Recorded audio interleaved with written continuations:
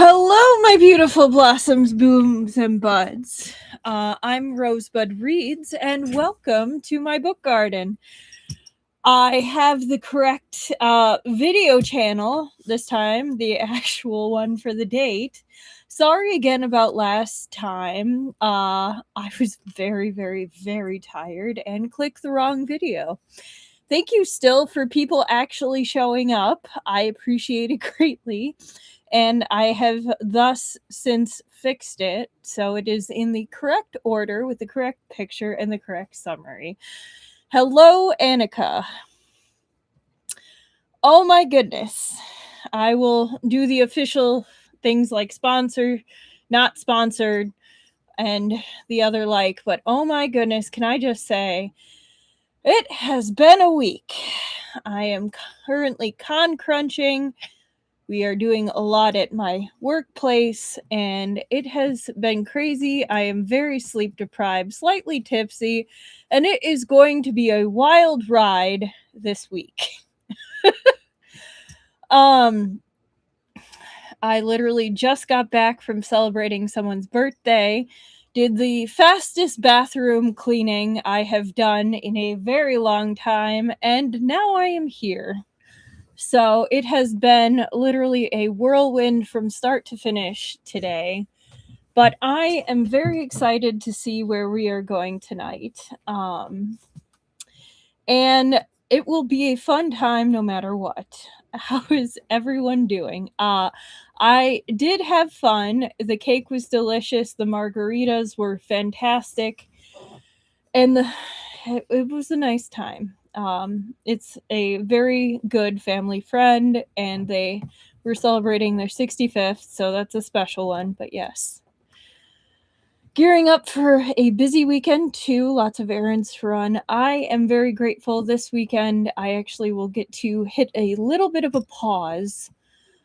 Yes, very exciting to celebrate their 65th. It was very special. But the reason I am so tired is because I have been con crunching like a maniac. I will actually factually be able to complete my Zuzzy Lang for the convention I will be going to next weekend. I love margaritas and they're terrible. I understand that completely, Truffle. But I have literally hand sewed almost the entirety of this cosplay, and it was a decision, not necessarily a smart decision, but it definitely turned out very interestingly. Actually, I might.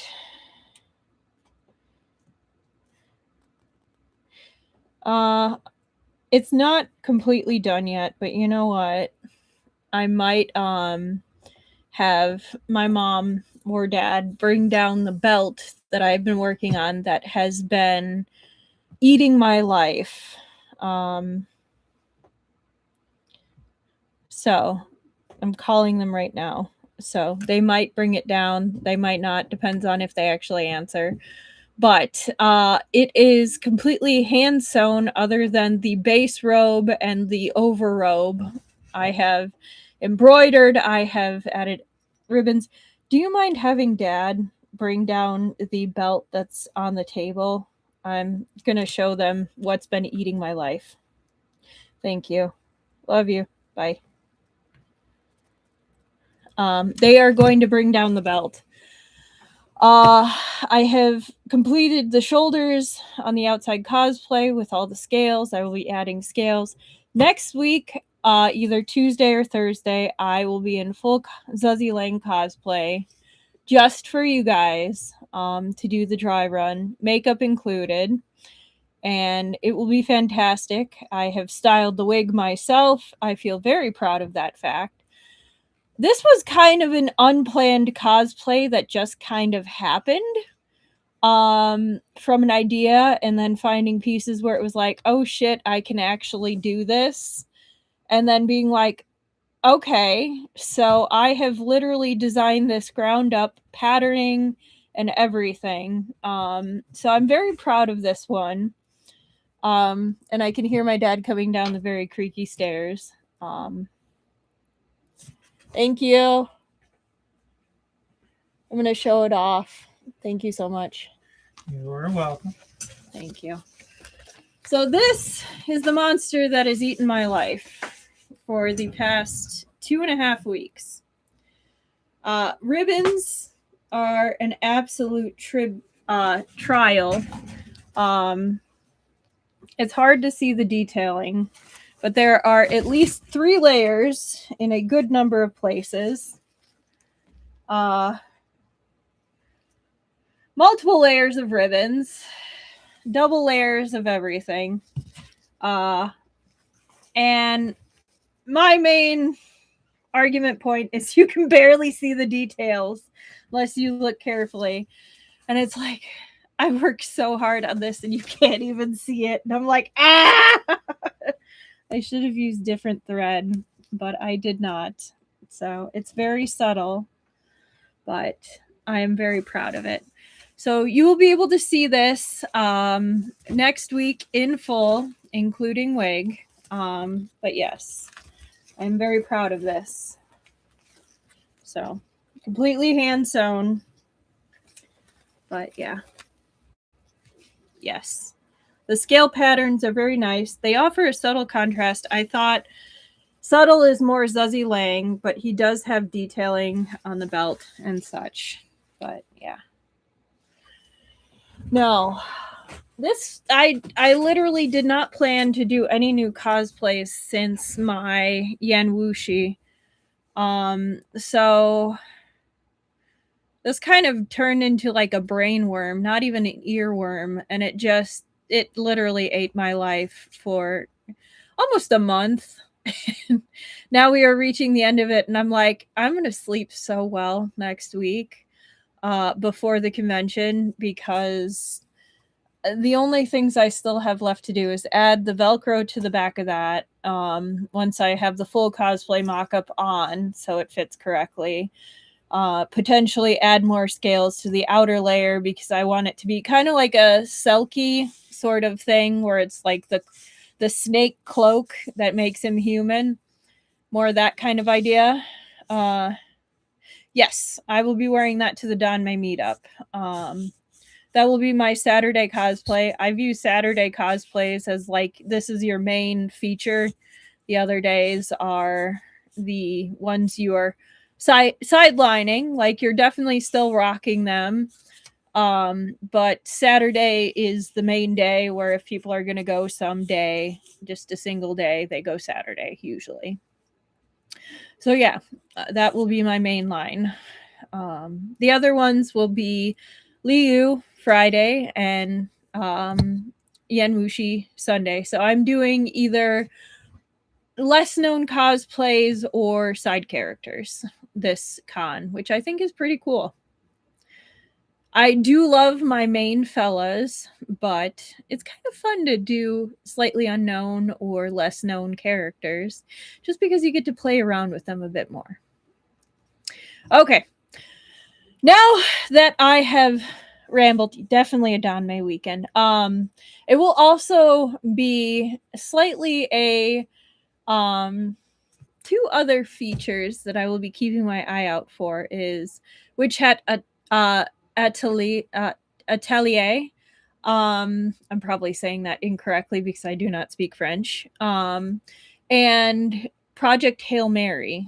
Those are going to be my kind of 2 non-Danmei. I'm looking out for this. But I'm currently in love with both of them, working my way through Witch Hat Atelier. It might be either Atelier or Adelaide. I'm not sure. You know me in pronunciation. I want a Rocky. My mom is actually going to be crocheting me a Rocky. I found a pattern and I bought the yarn. So she is actually going to be amazing and crochet me a Rocky. So I'm very excited about that. I will show it once she is done. Yes. No, it's such a good show, and I've gotten about a fourth of the way through the manga, and it is very good. Yes. My mom's amazing. But now we get to the actual semantics. Now that I have kind of done a little bit of a here's what's going on in my absolutely chaotic life right now. I am not sponsored. I do this completely because I can and because I enjoy it and want to get these fantastic books out there. I do not make anything. That might change in the future one day, but I don't see that happening anytime soon. Seven Seas definitely does not sponsor me or even notice me, so that is what it is. This is a chill stream, if you couldn't already tell. But what that means is I will be chatting with my lovely book garden, as you have seen. I'll be talking to myself. I will be talking to the book. I will be making side comments and occasionally looking up the odd phrase. And if that's not your flavor of literature or listening, that is completely okay. It's not everyone's, but maybe stick around. You might enjoy it, you might like the banter, and you might find something else you enjoy. If not, there are lots of other things to listen to. It's a big wide world internet. And no hard feelings. It's not for everyone. But yeah. This potentially will contain triggering things. That is an 18 plus story. And that doesn't necessarily mean, oh my, sexy times. It can be very gruesome, very bloody. This author does like to get descriptive. I have never read this series before and thus do not know what is coming. So if you are here during the live, I can't predict when there's going to be a potentially traumatic scene. If you are here listening later, then you might have a little more of a heads up, either in the title, the description, or the timestamps, where if something that we think might be a trigger warning occurs, I will put a warning. But, I can't predict the future. So if you are here during the live, it's a little bit of at your own risk, but please, please, please be aware of your mental health and be safe. We all want to be here. We want to have a nice time and be kind to yourself. If you think something might be triggering, maybe wait until this is done and see if anything pops up as a trigger warning. If not, sit down, grab some snacks and enjoy. That being said, I am not a fluent speaker, so that means that I may pronounce things kind of funny. As I said, I am not fluent in French. I am not fluent in Korean, Chinese, or any other dialect. I'm stuck with English. I feel like I should say sorry for that, but I don't know why. So we're just going to go from there. I think that's about it. If you have any pronunciation suggestions, feel free to just go ahead and comment them. I am very open to suggestions. But yes. You need to catch up on Akane Banashi. Really like the manga and I need a cleanser after Case File Compendium. I do not blame you, Truffle. 7 was a ride. You know it's going to be wild when a whole chapter is titled Hurting Each Other. Mass Grave. Get to emotionally recover from Volume 7. Both excited for and dreading Volume 8 next week. Meat Bun really likes to wallop people emotionally after about 6 volumes. Yep, that cover was crazy. I have not read Case File Compendium. I probably won't. I'm not super for the modern day, but I hope you enjoy, including all the trauma. But yes, I think that's about it. If I forgot anything, I apologize. I am not running 100%. I am sick. I am tired. But I am here for it, and I am doing my best, which is, I feel like, all we can really do on a Thursday. But if anyone has anything they would like to add, anything they're excited for this weekend, I would love to hear it. Like, I enjoy sharing my time with all of you wonderful people and love hearing about your lives as well. While you do that, I am going to get the book and kind of find where we started last time. So we have a little bit of a summary from before.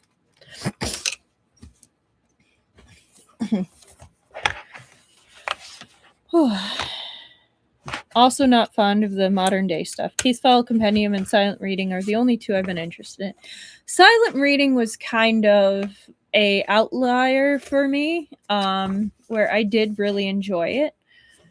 I definitely know my preferences and am a bit biased where I stand with my ancient cultivation novels. I will freely admit that. But it was a good read. I apparently filled my water bottle slightly too full. I can completely understand making an exception for Meat Bun, Annika. Whew. Okay.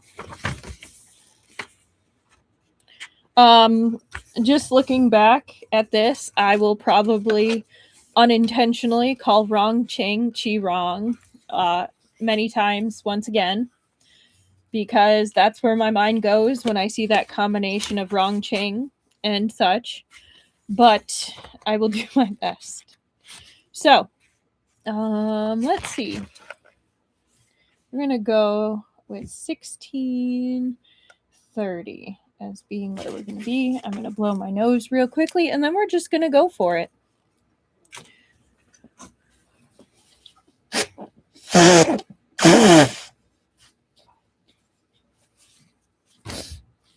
Okay. So, last time we had Rong Ching getting these random pictures, portraits with these horrible images, kind of foretelling things that are happening. One of which was basically this mass grave at the bottom of a tree next to floodwater. And so that was the reason he was next to the bank that was flooding and potentially looking into this. So we had our people, Jiao Xian, returned, and she was carrying a large sack, her expression oddly conflicted. Her brows were tightly knit, and she glanced again and again at the sack. She seemed to yearn to toss it away, yet she clung to it as if afraid someone would take it from her. The stomach-turning stench of rot followed her through the door. Lord Chief, the results of the investigation you ordered. She placed the sack on the table and opened it carefully. Rong Ching's eyes grew round and his face drained of color. By the way, we're pretty sure Rong Ching is actually Feng Xiao. At least I am, due to a couple factors, including the whole... Did you wash your hands before filling this glass of water for me that I think we're about to read? And he becomes very disgusted. Which, I mean, fair point. You just were messing with corpses and then someone handed you a glass of water. I can understand being a little weirded out and grossed out by that. But his reaction is a little over the top. So we're pretty... I thought it was that guy who hit on Chubuchu. I think it's Chi Rong. Or not. I told you I was going to do this. I think it's Feng Xiao who is in disguise, and I think it is the same guy that hit on Chu, but I think it's Feng Xiao. I don't think Feng Xiao would knock out a whole Imperial sensor. Okay, that's fair. I guess we'll have to see. This is my assumption. I don't know, but I get strong Feng Xiao vibes from Rong Ching. But yes, I could be completely wrong, and it's just another person that's like, want to tap that. They do like their sickly beauties. All right. Lord Chief, the results of the investigation you ordered. She placed the sack on the table and opened it carefully. Rong Ching's eyes grew round and his face drained of color. Remember, messing with Imperial censors was pretty serious. That's fair. Within the sack lay a jumble of rags and robes, their original color indiscernible. But this was not the source of the stench. The smell came from human remains, bloated and pale from immersion in the water, flesh still clinging to the bone beneath. Fingers, hands, hair, ribs, patches of rotting flesh that had slipped from the bone, and limbs that appeared to have been gnawed on by wild beasts. Every single one bore visible slash wounds, thus meaning it is not a natural death. Rong Ching jerked his head away and rushed out of the room. A moment later, the sound of retching came from outside. Chubu Chu remained composed. Wrap them up and have someone fetch a cup of water for Censor Rong. Rong Ching had drunk plenty the night before, but he hadn't eaten much. After emptying the contents of his stomach until there was nothing but bile, he finally made his way back, one hand on the wall for support. "Where did this come from?" he asked shakily. "Outside the city, the spot where you nearly drowned," said Xiaoxian. Rongqing was stunned. "You dug them up by that tree? So what the painting showed me was real." He took the water from Xiaoxian, but after a sip, a thought occurred to him. Did you wash your hands?" Xiaoxian looked at him expressionlessly. "No." Rong Qing had already swallowed some water. He couldn't even spit it out. His face instantly turned a vivid green. Seeing him on the verge of rushing out to vomit again, Xiaoxian grabbed him and dragged him back, clicking her tongue. "You're a man! Why are you being so fussy?" Rong Qing longed to cry, but he had no tears. He turned his head away to avoid looking at the sack. "How many corpses did you find?" The flood receded slightly today. There was just barely enough room to stand by that tree. I uncovered these after just a little digging. There were more below them. If I had kept digging... Xiaoxian paused, then said sharply, "I feared I would never reach the end." His lips quivered. Rong Qing didn't know what to say. At that moment, the station clerk arrived with a message. A child outside had asked the clerk to bring something in. The clerk produced a bamboo tube addressed to Rong Qing. Rong Qing tossed aside all thoughts of his churning stomach and demanded, "Where is the child? Bring him here quickly." The clerk ducked his head in apology. He already ran off. He only left this scroll. Take a look, my lordship." He hadn't missed the odd stench in the room and had stayed on the threshold, refusing to enter. When Xiaoxian threw him a handful of copper coins, he set down the tube and happily excused himself. Rong Qing unsealed the bamboo tube and pulled out a tightly rolled paper. Unfurling it revealed yet another painting.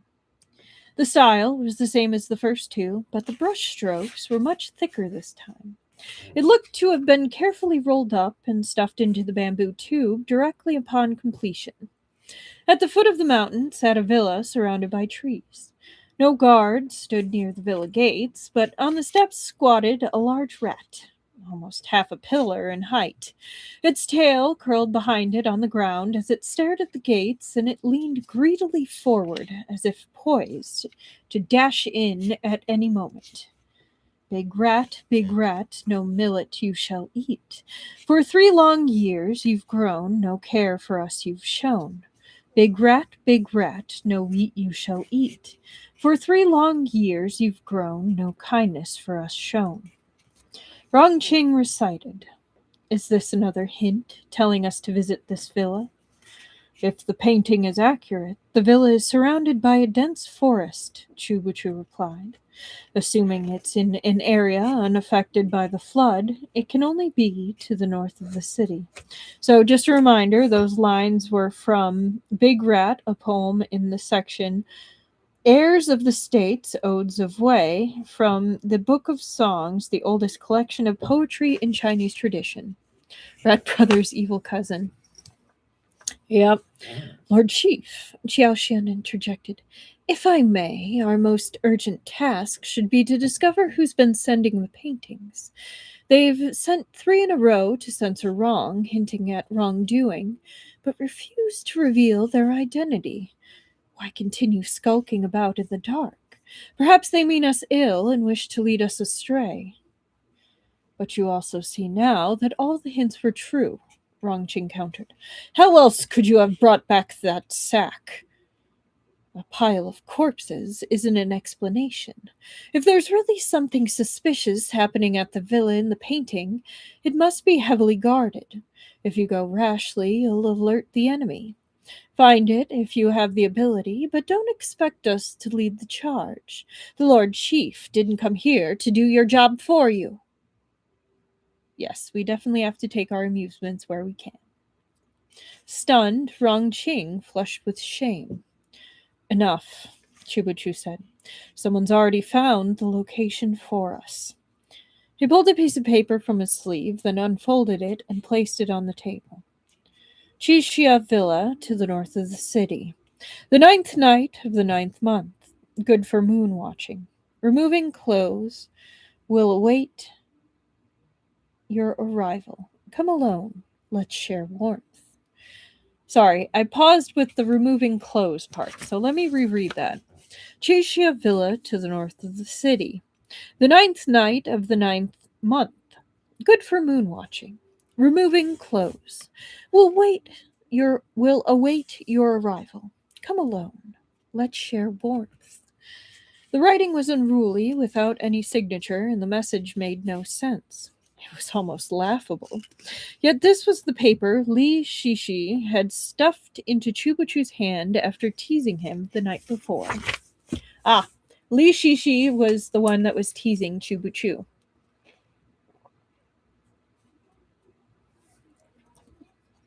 Because remember, Chubuchu is right now acting as kind of an aide to Rongqing.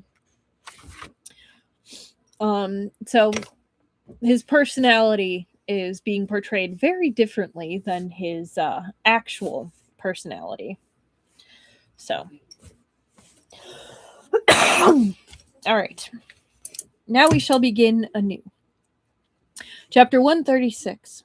Chubuchu spoke slowly before everyone's dubious gazes. Meng Xi Shi handed me this note at the banquet last night. Whether he's trustworthy or not, I can't say, but we can assume this is the villa in the painting.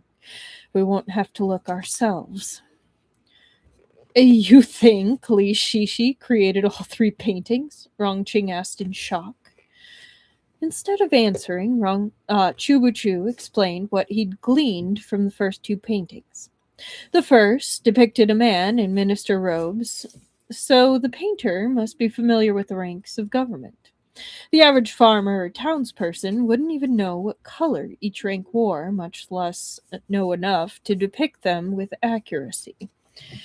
Xiaoxian had found corpses beneath the tree shown in the second painting, so its message had proven true.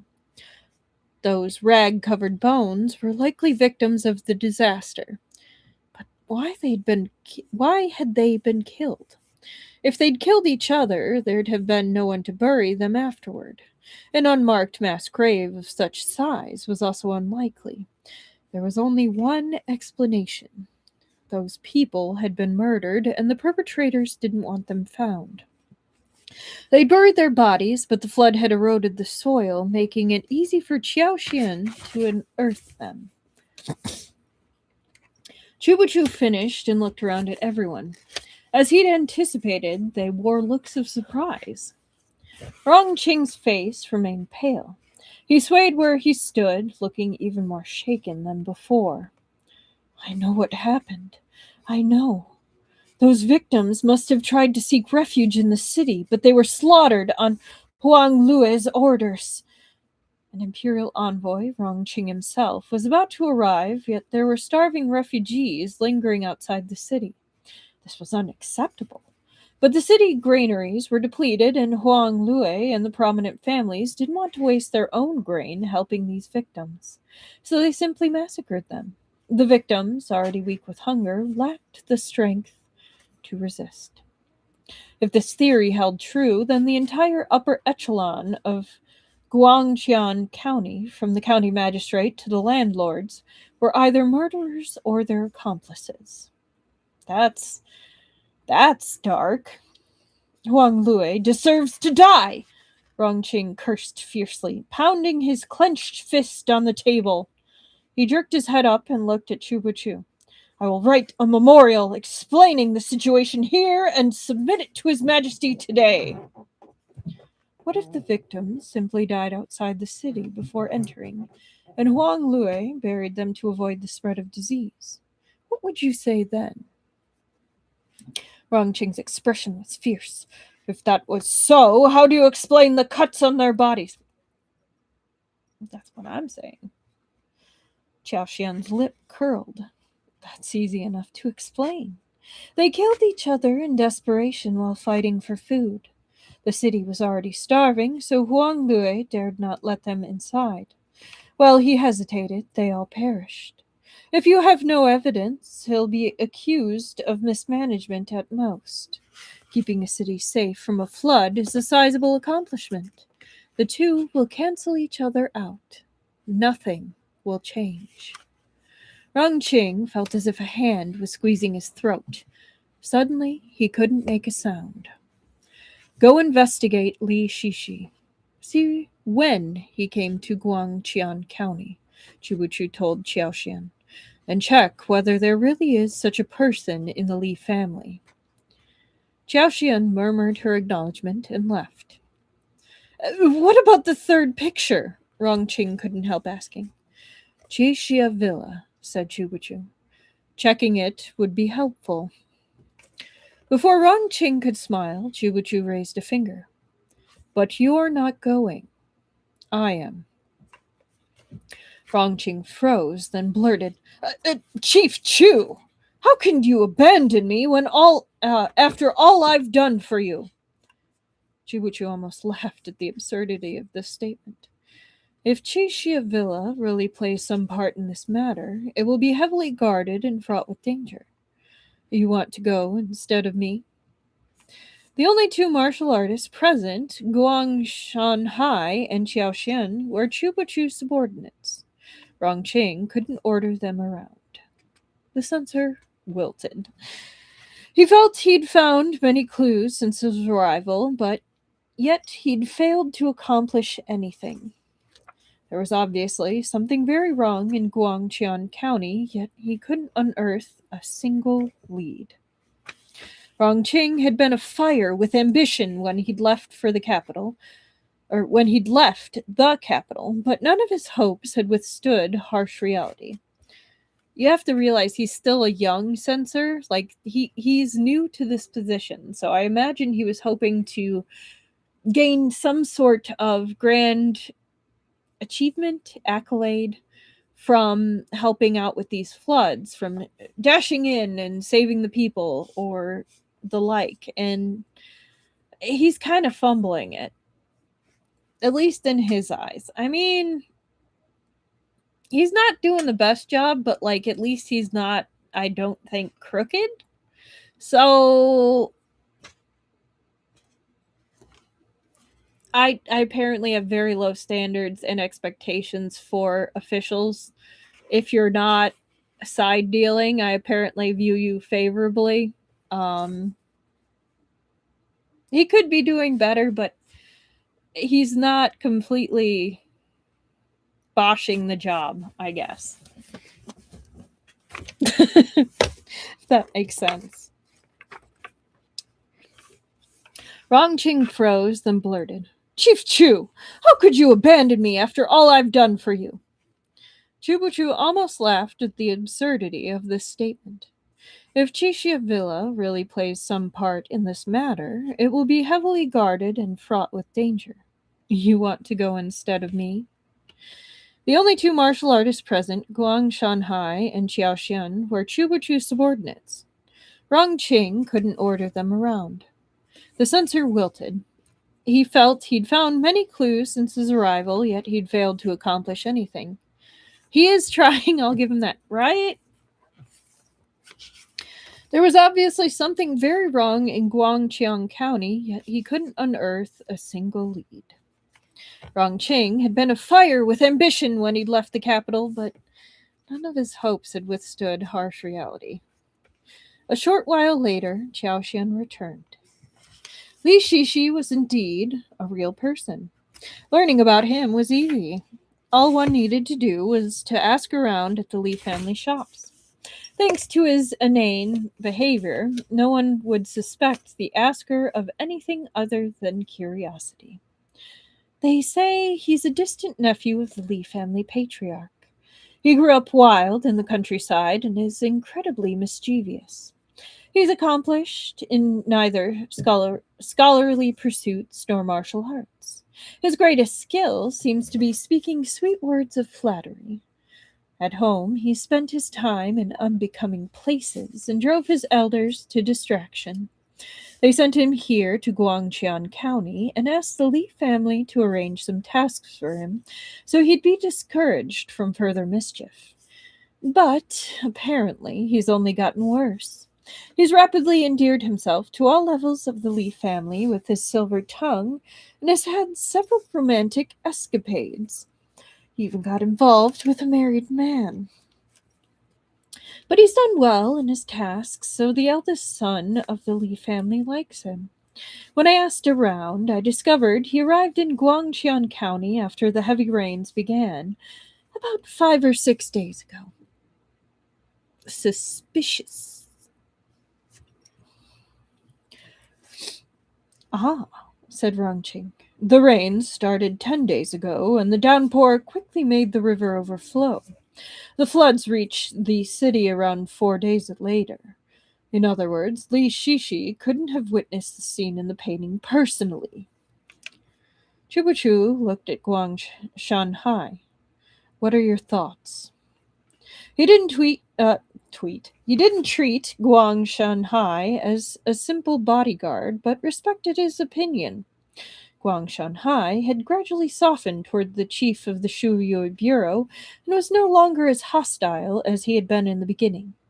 Guarding Chubuchu was an unchangeable reality, and considering the importance Empress Dugu placed on the Shuyui Bureau, he might be doing the job for a while. Better to make an earnest effort, he thought, instead of stewing in resentment. Fair point. He therefore gave a sincere answer. It's impossible for Li Shishi to have earned that much trust so soon after his arrival. If he didn't witness the bodies being buried under the tree, then he must have heard about it somewhere. These corpses are a serious matter, yet even we haven't heard a whisper about it. How could he have learned of it after only a few days in the city? These 3 paintings are probably not from him. His choice of Chixia Villa as a meeting location is most likely a coincidence. Chibuchu nodded. But I still wish to go. Xiaoxian frowned. Lord Chief! He raised a hand, and she instantly went quiet. At the banquet last night, Li Shishi appeared out of nowhere. He rashly spoke when he shouldn't have, and drew everyone's eye. But because of him, Huang Lue and the Ding and Li families were unable to hold themselves back. They all made remarks that angered Censor Wrong. Li Shishi might have looked like he was fooling around, but Chubuchu felt his actions were in line with Feng Xiao's usual style. His antics had lured out everyone's true feelings. The commandery governor scorns you. Huang Lue prefers to remain silent, and Deputy Magistrate Li Yan enjoys the limelight at the expense of his direct supervisor. Meanwhile, the Ding and Li families failed to take Censor Wrong seriously from the start. But if Shishi hadn't stood up and made an exhibition of himself, they might have continued talking and laughing, staging a scene of camaraderie for the feast. They'd have flattered Censor Wrong until he lost sight of his original mission.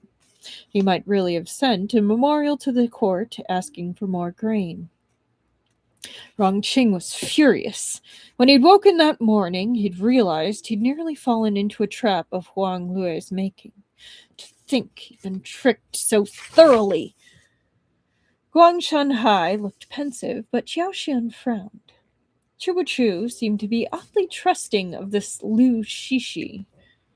Chu Chu believed Li Shishi was Feng Xiao in disguise, so he'd aimed all his speculations in that direction.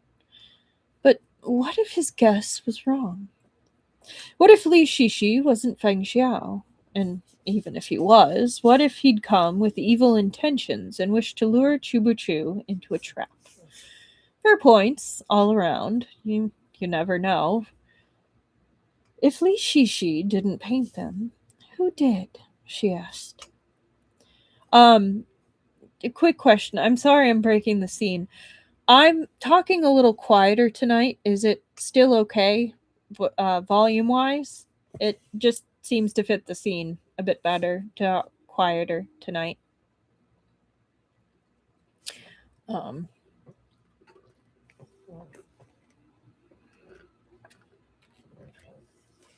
my voice also isn't the best tonight since I'm still sick.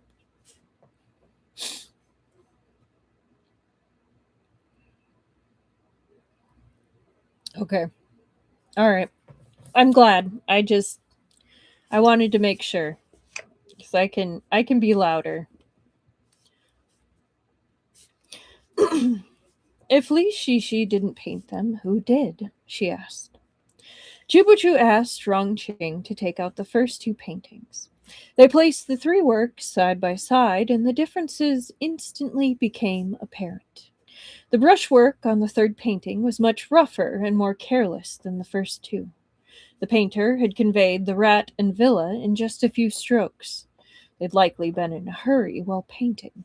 They hadn't even waited for the ink to dry before stuffing it into the tube and rushing it out the door. Rongqing hadn't previously noticed these details. As he took a closer look, he observed. The creator is an excellent painter. He can't be just anyone. And if he knows these things, he must be of a certain status within the county, privy to key secrets. He may be a member of either the Li family or Ding family. Despite being impulsive and immature, now that he'd calmed down, Rongqing was proving himself to be slightly less useless. The third painting was delivered this morning just after we arrived. They must be watching our every move. If I'd thrown in with Huang Lue last night, they probably wouldn't have sent the painting. Chu Xiansheng, in your opinion, did this mystery person attend the banquet? Chubachu nodded. Not only is this person not an average citizen, he's probably received considerable accolades in calligraphy and painting. He did his best to conceal identifying traces, but it's still clear he's a painter of remarkable skill. Lao Guan, go find out if anyone else among the banquet attendees has some small renown as a painter or calligrapher. Guan Shanhai left without a word, making no objection to the familiar address. Perhaps he'd realized how messy the situation in Guangqian County was. Martial arts wouldn't help him here. In contrast, Chubachu was a pillar of support. Even Rongqing, who disliked the Shuuyue Bureau, had unconsciously come to lean on Chubachu and follow his lead. Chu Xiansheng was riddled with illness and most of the time was lethargic and weak. But in his presence, all uncertainties seemed to fall away and thorny problems were easily overcome. Breakfast was delivered promptly, but no one had much of an appetite. After a few bites, Rongqing got up and went for a walk, saying he'd try and think if there were any more clues. Perhaps he sensed Xiaoxian had something to say and found a reason to excuse himself, but in any case, Chu Chu didn't stop him.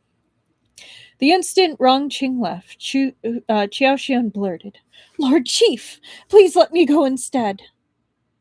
"Guang Shanhai will be there. You don't need to worry. Feng Xiao will have his reasons for leaving a clue like this."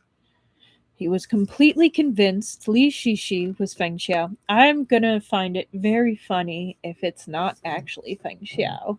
And then Feng Xiao comes and is offended, like, you thought that was me? I'm like 50-50 on both options. Both will be funny, no matter what.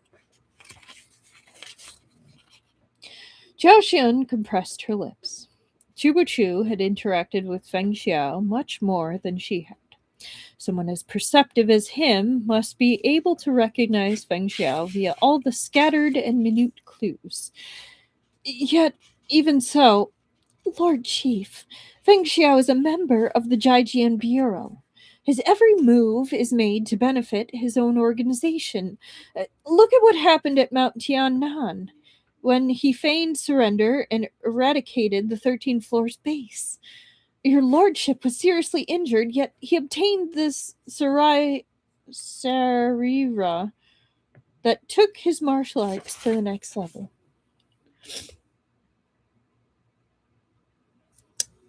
Yeah, it does seem like they could be setting that up with how sure Chubachu seems, right? He even had to share the credit. Do you really think he came here just to send you clues with no ulterior motive? Chubachu glanced up at her. What are you trying to say? Xiao Xin seemed to struggle for a moment. Then she fell resolutely to her knees, looking up at him. This subordinate believes your lordship's regard for Feng Xiao has already crossed a line. Feng Xiao would be so annoyed to be busted like that. Yeah. Chubuchu smiled. Oh, what line is this? Who decides it? You. He was angry. Xiao Xian could hear it, but she pressed on.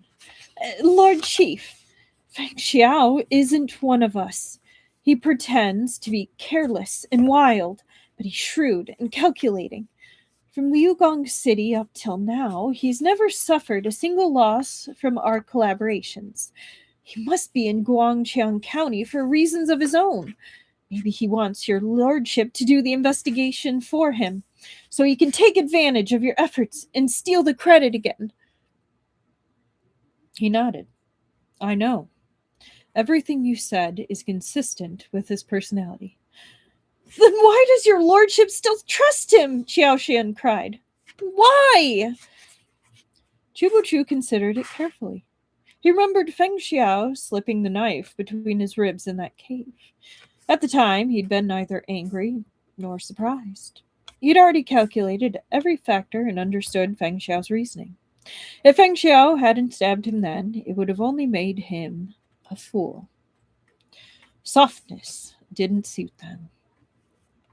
But he hadn't anticipated that Feng Xiao, having escaped, would return to look for him as Fan Yun said, leaving him vulnerable to Yu Xiu's attack. If Feng Xiao had left earlier, using the method Chubuchu had taught him to traverse the array, he would have never become trapped inside. Because Feng Xiao had come back to look for him, he too had gone to find Feng Xiao. Perhaps this was the moment they'd become inseparably entangled, the line between favors and grudges permanently blurred. Lord Chief, the Jijian Bureau is coexisting peacefully with us at the moment, thanks to Feng Xiao, but His Majesty won't be happy to see our bureaus grow so close. Feng Xiao wouldn't cozy up to you without some other goal in mind. Xiao Xian had never interfered with Chupachu's personal matters. She followed him and obeyed his orders. No matter how dangerous things became, she pressed forward without hesitation. But she'd never liked Feng Xiao, and now she could no longer be silent. Even if it meant angering Chubuchu, she had to make this protest. Chubuchu blinked. Anything he could get from me, he could get from His Majesty just as easily. Why bother? Gritting her teeth, Xiao Xian said, Because he lusts after you! Putting it out there, huh? For a moment, Chubuchu sat stunned. He'd never expected Xiao Xian to say such a thing. Then he burst out laughing. He laughed and laughed, unable to stop, until he was doubled over, still laughing uncontrollably. Xiao Xian flushed crimson. Chubuchu laughed for a long time before straightening up and shaking his head. Impossible. He, Chu, was wrecked with illness, a withered tree. Perhaps he'd live to see next spring, but there was no guarantee he'd see the one after. And Feng Xiao, with his martial arts and his beauty, considered himself a peerless existence. Even the legendary beauty, Feng Xiaolong, hadn't impressed him. He'd rather marry his own portrait. Why would such a person fall in love with Chu, who is vicious, caustic, and callous in his methods? You've got it wrong, Xiaoxian. It's true we're neither enemies nor friends, but I know him. I believe he won't turn on us on a whim. But what if he doesn't show up at the meeting tomorrow night? Xiaoxian asked. Chu paused. He will. Such a definite answer. Xiaoxian suddenly had a theory, one she dared not think too much about. To trust someone meant you cared for them. Had Feng Xiao become someone Chu cared for? Perhaps he hadn't noticed it himself. Or maybe he had, but didn't want to acknowledge it. From Liugong City to Guangqian County, traces dense and fine as spider silk had stretched over half the northern dynasty, weaving the two men together.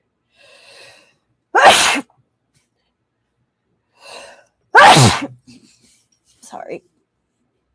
Had this become enough to soften Chu's cold and steely heart? And if so, did Feng Xiao deserve it? I detect a strong hint of vinegar. I don't know. I don't know if I'm picking up like jealousy vinegar relationship wise, because I definitely see Xiaoxian more like sister vibes, not relationship vibes. Like, this is my person to protect. I've been taking care of him for this long. I've kept him safe. He's mine to protect, sort of aspect. So I don't know if I'd call it vinegar. Definitely like low key possessiveness, but not like romantically. At 3/4 of an hour past noon, Guang Shanhai returned. Rong Qing rushed inside to hear what he'd found. Neither of them knew what had transpired during the conversation between Chu and Xiao Xian. If they noticed the atmosphere was a little awkward, neither of them was foolish enough to point it out. Yes, I definitely could see her being kind of like Chu's guard dog. Yes. Guang Shanhai had returned with the critical message. Lord Chief, censor wrong. There wasn't much time, so I could only briefly check on Commander Governor Yang Yun, County Magistrate Huang Lue, Deputy Magistrate Li Yan, and County Lieutenant Wu Yi, along with several prominent households within the city. Li, Ding, Zhao, and Zhang. I found that Huang Lue is an accomplished calligrapher and painter. He studied under Dong Boren, and his style resembles that master's. When he first arrived in Guangqian County and assumed his post, the Ding and Li families asked to be painted in an attempt to curry favor. The subordinate couldn't find any examples of Huang Lui's paintings in such a short amount of time, so I went to the nearest antique shop and asked for a copy of Dong Boren's work. He unrolled the painting he'd brought back and slowly laid them out before the group. She does have that guard dog mentality, ferocious when called for, but total baby at home. I could see it. He unrolled the painting he'd brought back and slowly laid them out before the group. Rongqing gasped and brought the second and third paintings over to compare. The way the leaves are drawn, they're almost identical. But this only sparked more questions. Why had Huang Lue sent Rongqing the paintings, providing him with the clues he needed to investigate the misappropriation of the grain? Surely he knew that if this matter came to light, he himself would be implicated. The discovery was as if a giant stone had dropped from the sky, slamming into them and leaving their heads ringing. Rongqing was especially baffled. Afraid he was seeing things, he compared the paintings again and again. There are two possibilities, said Buchu. First, he exposed his crimes on purpose. By acting against his own interests, um he hopes to mislead us, then annihilate us in one strike when the time is right.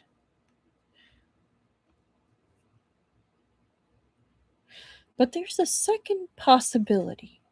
He might be working with the enemy against his will.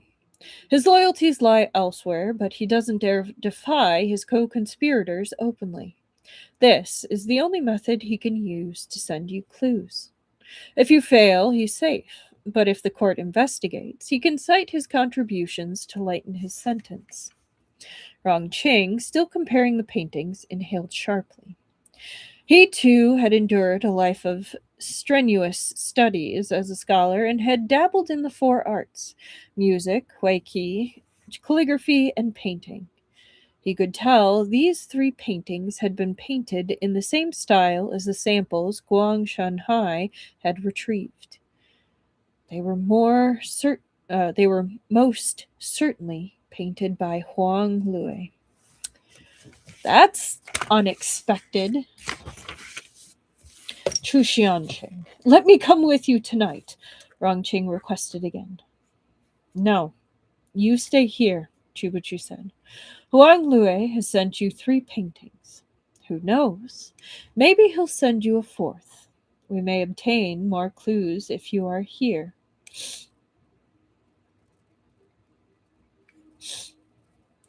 Rongqing wanted to protest, but he'd swallowed the words and simply nodded his assent. With Xiaoxian and Guang Shanhai by his side, Chubuchu would be safe. And with Chubuchu there, they might discover more inside Xia Villa. Maybe even the key that would crack the case. Hello, Esper Lady. We're kind of still just on the first chapter after. They're still just kind of discussing like, hey, who do we think these paintings are? Oh my goodness, it might be Huang Lue. These really, really look like his art. It almost certainly has to be his. What? What do you mean it's almost certainly his? Etc. etc. So that's where we are. But how are you tonight? Anything new or exciting in your life going on right now?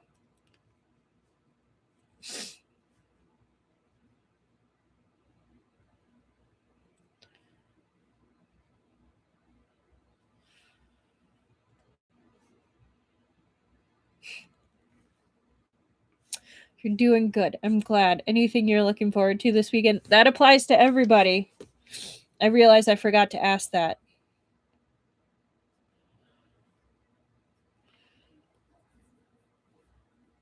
Had a sewing group tonight. Very cool. Pokemon Go Community Day, also fun. Do you know what day it is? Like what Pokemon is this weekend?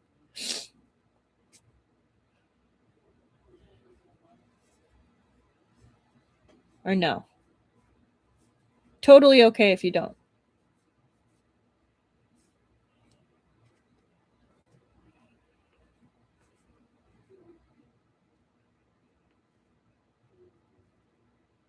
Okay. That's fair. Okay. Let's go ahead and continue.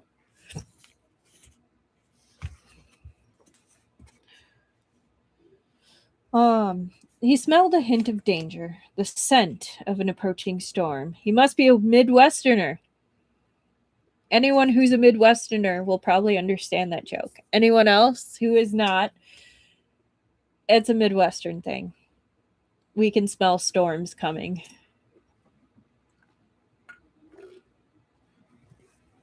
All right. You looking for a shiny Lechonk?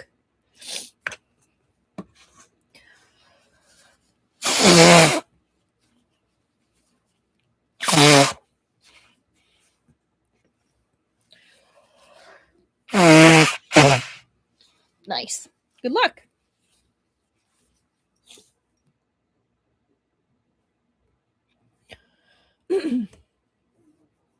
He smelled a hint of danger, the scent of an approaching storm.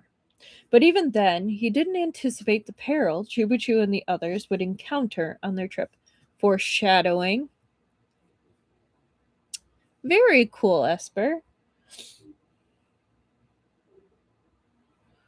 Yeah, birds tell us a lot about nature.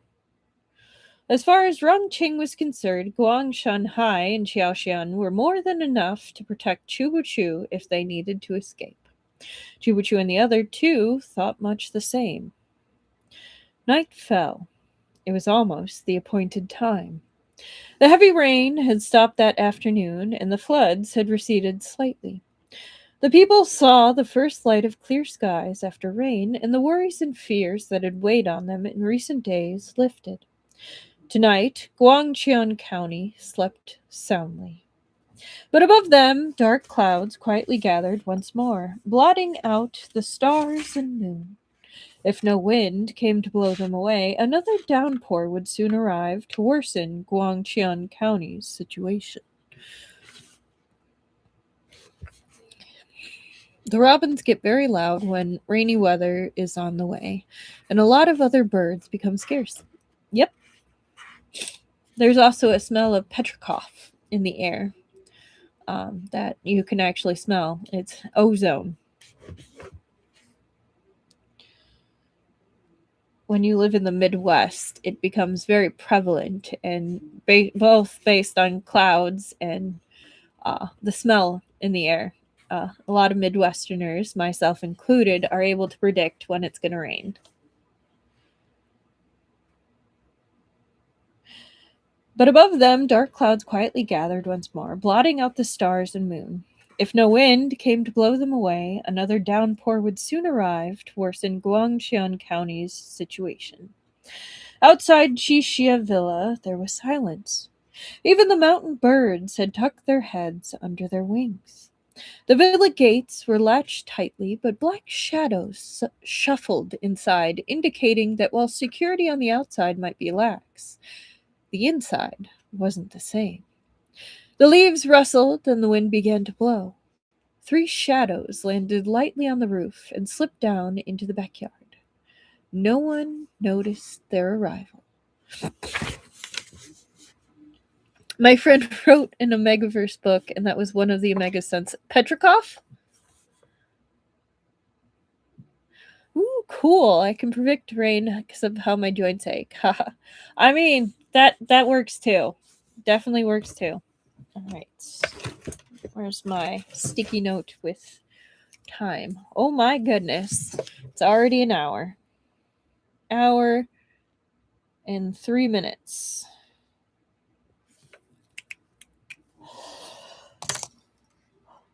I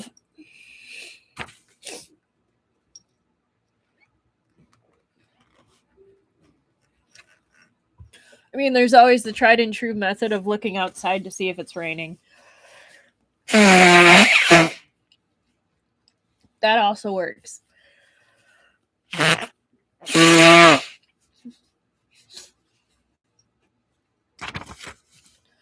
I just hope I'm not stuffy come next Friday, because that's convention start.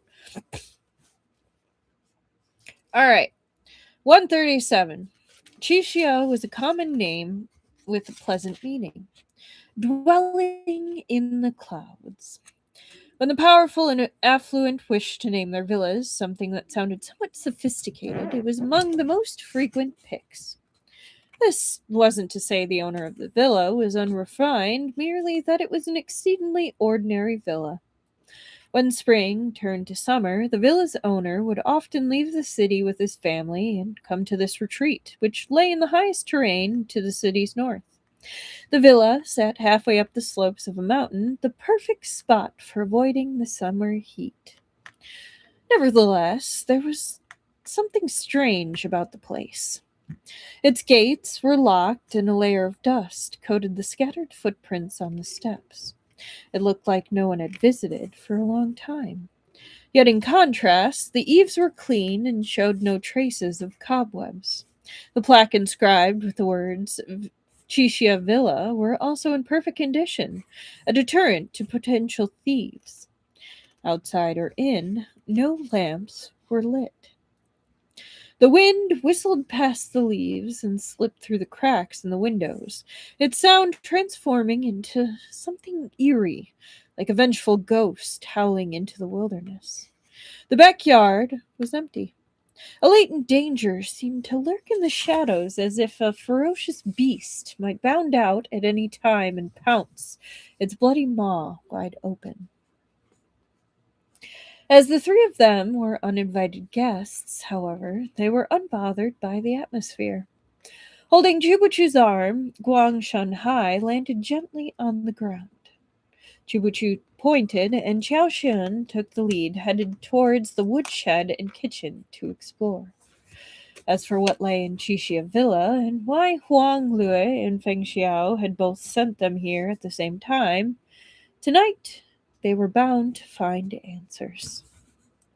Xiao Xian strode up to the door and was about to push it open when Guang Shanhai snatched her wrist. He jerked a finger upward, motioning for her to enter through the roof. Xiao Xian ground her teeth. Ever since Guang Shanhai had come, another position seemed to have opened at Chubuchu's side, one that quietly ate away at her importance. There's that guard dog mentality. But Chubuchu was still waiting nearby. She couldn't afford to be willful. Xiao Xian leapt up to the roof, then stooped, lifting a few tiles and placing them to the side. She jumped in through the resulting hole, night pearl in hand, to light the way.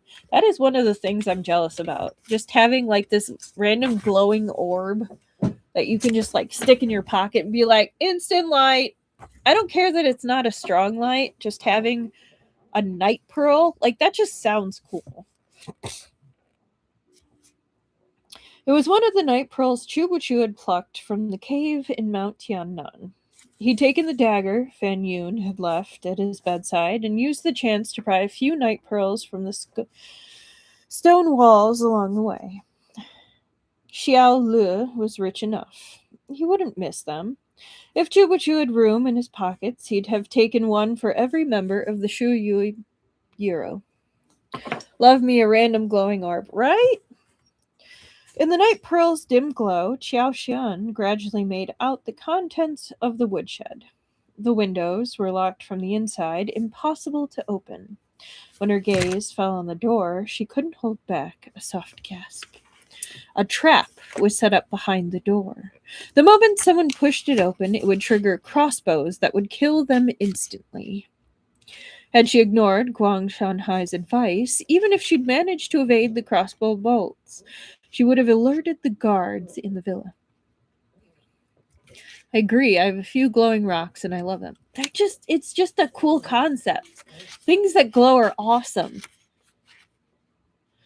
This villa wasn't as ordinary as it looked. After all, what wealthy family would place traps on their own holiday home? Outside, Guang Shanhai had found the same trap in the kitchen. After searching the rest of the room and finding nothing unusual, he returned the way he came, planning to check out other buildings in the backyard. Considering the traps behind the doors of the kitchen and woodshed, they were already certain something strange was going on here. If not, the owners wouldn't have taken security so seriously. Guan Shanhai saw Chubuchu crouching next to a flower bed, head bent as if examining something. Yeah, what a lovely welcome, right? Hello, Death.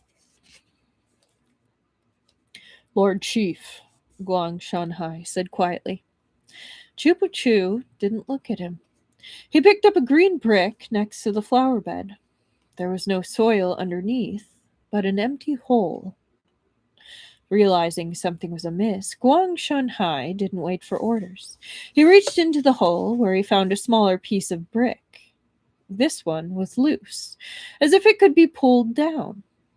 He looked to Chubachu for his approval, and Chubachu patted his shoulder twice in agreement. No sound passed between them in the dark. Though Guang Shunhai had only recently joined the Shuoyui Bureau, his previous career had been in the army. He was highly disciplined, capable of enduring far more than even the trained Shuoyui guards. Chubachu had brought him on this trip partially out of respect for the Empress, but also as a test of his abilities. So far, he had performed excellently, picking up Chubachu's tacit cues even more quickly than Xiao Xian, who had been with him for years.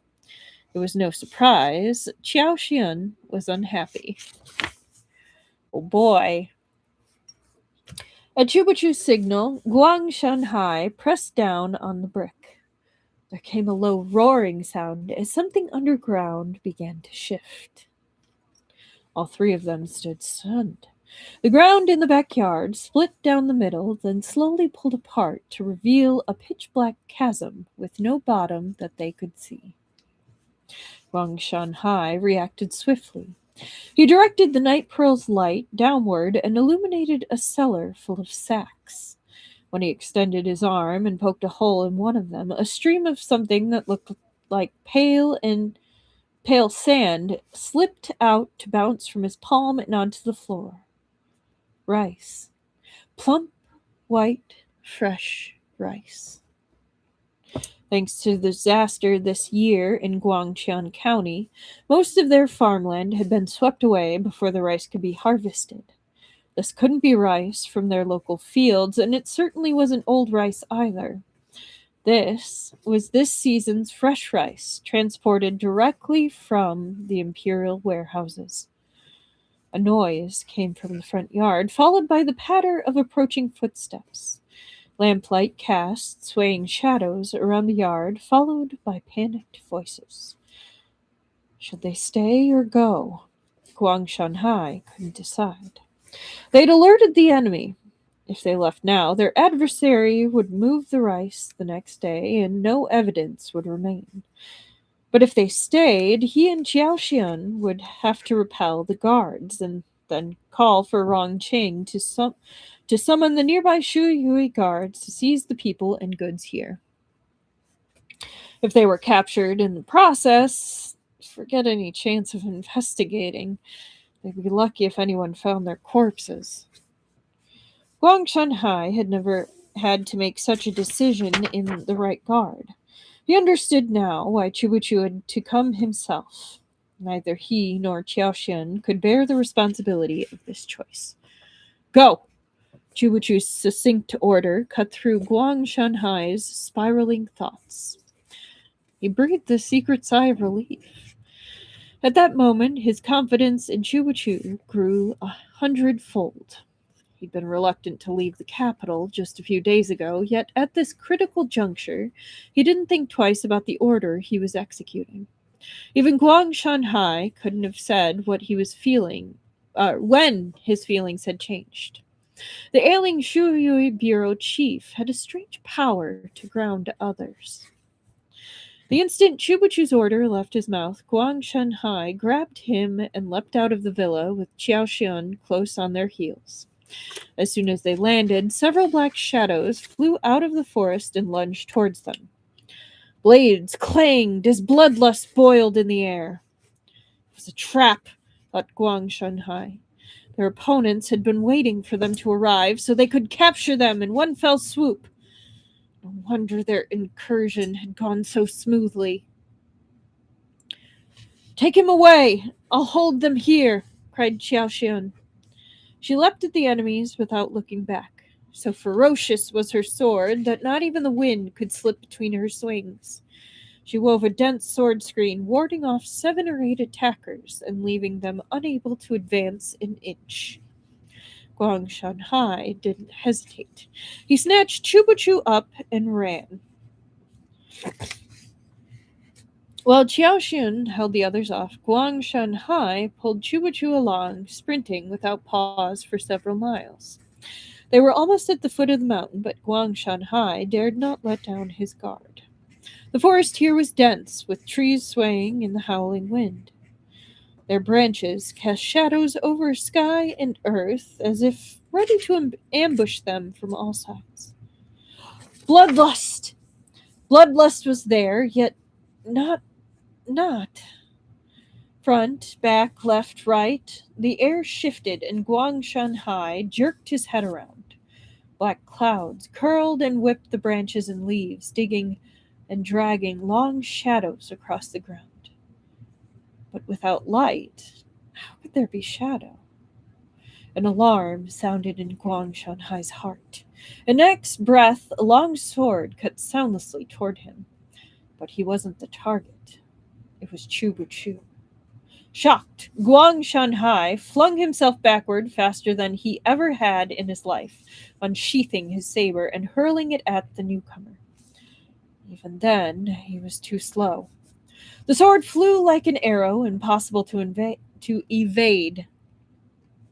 Jubuchu scrambled back, but a few steps from a layman were nothing in the face of Sword Chi. The blade tore through his clothes and pierced his chest. He's not doing so great these past two books. Like, he's already sickly. He got stabbed in the chest almost at his heart. He's still kind of healing, like he's healed a little, but he's not great. And now he got stabbed again in the chest. They're really aiming for his heart.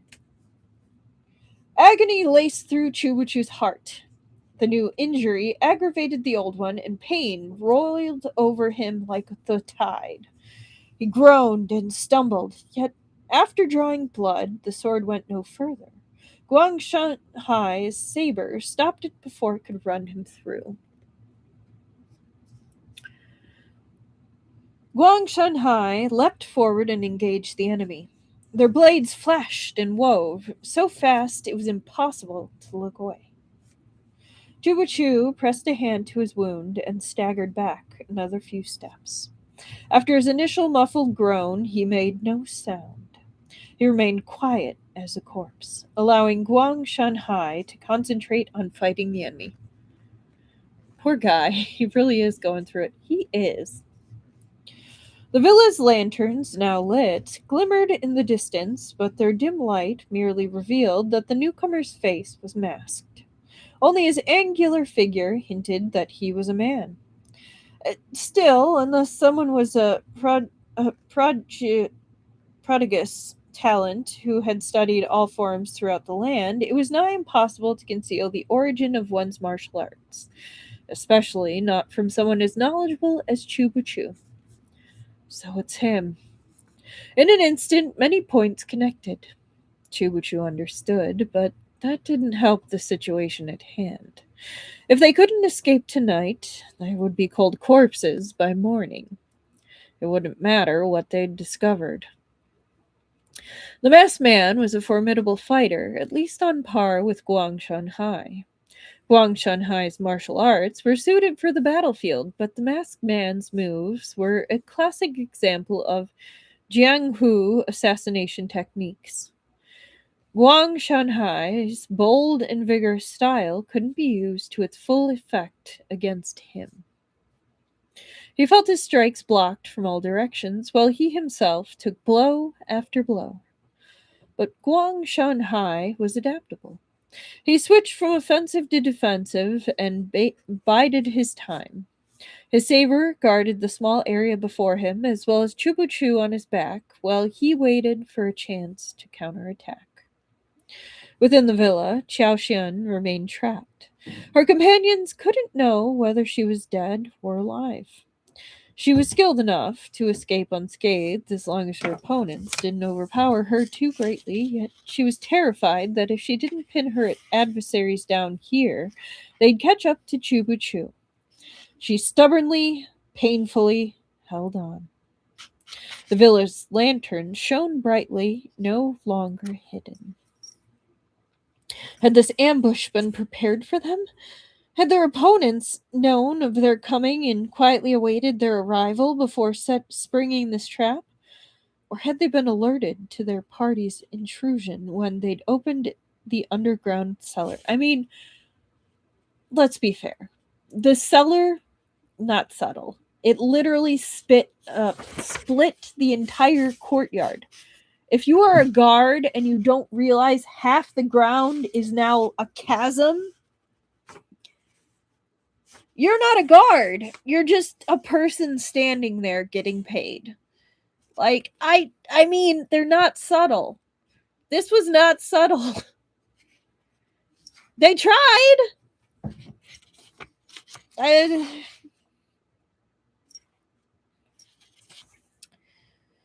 The villa's lantern shone brightly, no longer hidden.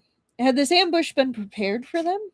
Had their opponents known of their coming and quietly awaited their arrival before springing the trap?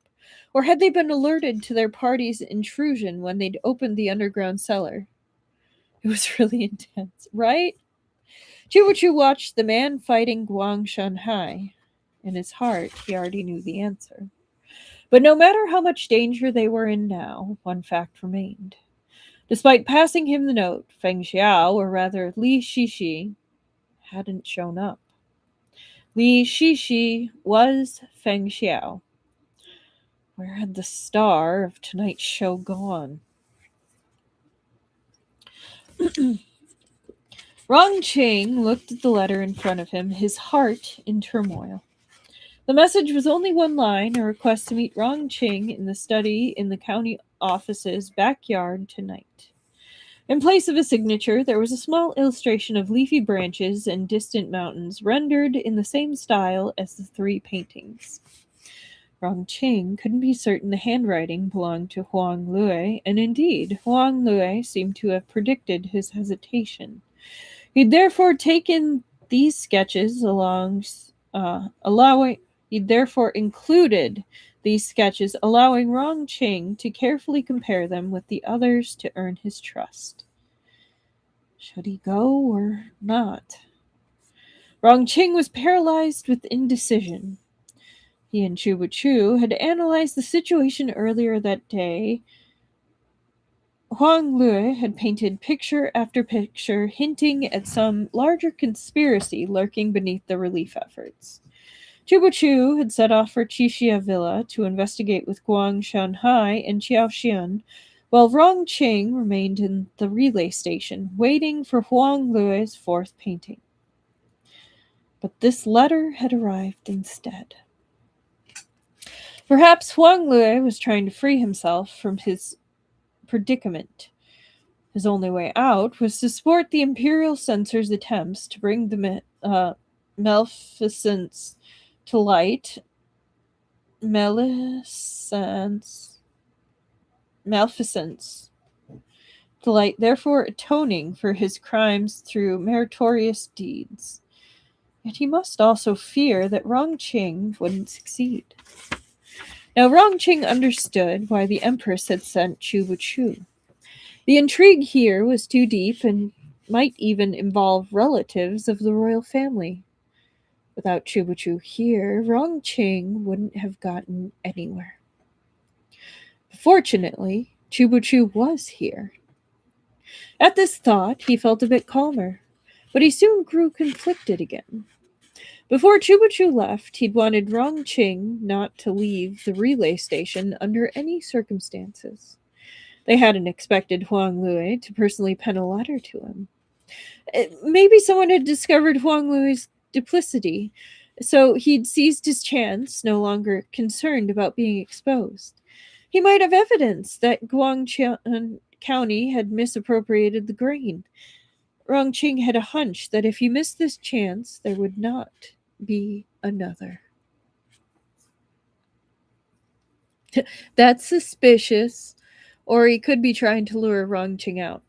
That's also definitely another possibility, Truffle. Finally, he made up his mind. He stuffed the note into his lapels before heading out. It was late, and the dew was heavy on the leaves and grasses. Rong Qing hurried along the back roads unseen until he arrived at the small door behind the county office where groceries were usually delivered. Just as he wondered whether to knock, the door opened. Not bad to go against Chu's orders. Ha ha ha. A servant in dark blue bowed and beckoned him in. Rongqing took a few steps inside as the servant said, "The magistrate ordered me to bring you to the study. Don't make any noise. Commander Governor Yang's eyes are everywhere in this manor." So the letter really was from Huang Lue. Reassured, Rongqing nodded. He was crackling with nerves. The servants had implied that Commander Governor Yang Yun was involved too. Perhaps he would be the prize catch. Right? There couldn't possibly be consequences. Rongqing followed the servant through the winding corridor and came to the door of the study. In the glow of dim candlelight through the window, he saw the silhouette of a man sitting at a table. Huang Lue. No one was guarding the door. Huang Lue must have sent them away in preparation. The servant in blue whispered, "Please step inside, sir. I'll keep watch out here." Yeah, keep watch, huh? For you or for me? That would be my question.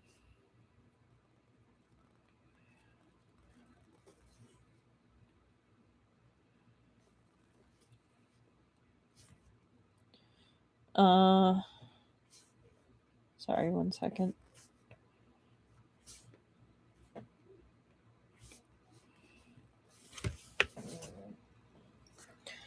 Rongqing strode through the door and the servant shut it behind him as if afraid of being discovered. Rongqing paid him no heed and stepped up to the desk in the center of the room. Behind the rolled curtains, Huang Lue had his back to him. He sat with his elbows on the desk, hunched over as if writing furiously. "Huang Lue, I'm here. What did you want to tell me?" The magistrate didn't turn. His shoulders didn't even twitch. He obviously hadn't heard him, but wasn't he the one who'd invited Rongqing over? Something was wrong. "Huang Lue?" Rongqing, he's dead. Huang Lue is so dead. "Huang Lue?" Rongqing slowly stepped forward, reaching out to shake him gently. Huang Lue slumped limply to the side, and Rongqing reeled back in horror. A dagger protruded from Huang Lue's neck and pierced his throat cleanly, a single fatal strike. I did not see that coming, not gonna lie. Well, I mean, I did like a second before it, but leading up to it, I did not see that. What was this? Rongqing's head was spinning. Before he fully registered what he'd seen, and he turned and was rushing toward the door. Locked! He flew to the window and found it, too, was blocked from the outside. It couldn't be opened. Rongqing was no martial artist. It was impossible for him to leap up to the rafters and break through the roof tiles to escape. He was trapped. Suddenly, it grew bright outside. Lamps flared to life, one after another, accompanied by shouts. "Help! Murder! Censor Rong has killed the magistrate! Guards!" Rongqing was sure now that he'd fallen completely and utterly into a trap. But a key question sprung to his mind. How did the other party know there was no one with him, that he'd had to come to the meeting alone? Could Chu be in danger at the villa? Rongqing's heart plummeted. He strode beside Huang Lu's slumped body, listening as the clamor rose outside. He didn't know who'd been called over. A group of people rushed to the door and kicked it open. Commander Governor Yang Yun was in the lead, ready to arrest the culprit. Behind him were Li Yan, Wu Yi, and more. "What nerve you have, Rongqing?" barked the governor. "Did you think being a censor gave you leave to do whatever you want? To kill an official of the court?" "So it is you! It was you!" Rongqing burst into wild laughter. Yang Yun looked at Rongqing as if he'd gone mad. He waved his hand. "Guards! Seize him! Don't touch me!" Rongqing jabbed a finger at Yang Yun. "You killed Huang Lue and called me here so you could frame me. You're the real murderer!" Yang Yun sighed. Why did the court send a madman as a censor? Turned to the others. It's not my place to include myself in the affairs of your country or county, but I fear this is a serious crime. Must arrest him and report it to the court. Have you any objections? Yang Yun was the commandery governor. Lian and Wu Yi both ranked below him. They quickly said, "We'll follow the governor's lead." Oh, I'm beginning to see the plan. Nice, tidy system they had. They've got make your own culprit. I'm an imperial envoy. Who dares arrest me? Roared Rongqing. Huang Lue sent me 3 paintings that hinted at embezzlement of relief grain in Guangqian County. I came here at his invitation to inquire about the case, only to find he'd already been silenced. Going to submit a memorial. Yang Yun, by arresting me today, you've merely proven your own guilt. You killed him. Yang Yun laughed in anger. Ha ha ha! Very well. It appears Censor Rong won't relent until his back is to the Yellow River. Claim Huang Lue sent you 3 paintings. Where are they? Qing raised his chin. My room at the relay station. Then I shall go there with you personally, Yang Yun said, clipped. Who can't produce them? Don't blame me for taking drastic measures. They're going to be gone. Like, was anyone actually... No. Chubuchu's going to have the paintings, but he's not going to be there. At the sight of Yang Yun's present confidence, Rongqing's heart sank. Still, he had no choice but to lead them to the relay station while secretly praying Chubuchu and the others would return as quickly as possible. He'd completely forgotten that, just a few days ago, he hadn't been able to stand Chubuchu. He grows on you. It might be like a fungus, but he does grow on you. Right now, the man was his last lifeline. Rongqing could only pray that Chubuchu showed up in time. The group made their way to the relay station. Rongqing sprinted into his room ahead of everyone and threw himself onto the bed to grope beneath the blankets. His face turned ashen. He yanked the blankets away. Where there should have been 3 paintings, now there was nothing but empty sheets. To be fair, are any of you actually surprised that the paintings are gone? Like, let's be honest. Oh, I hate colds.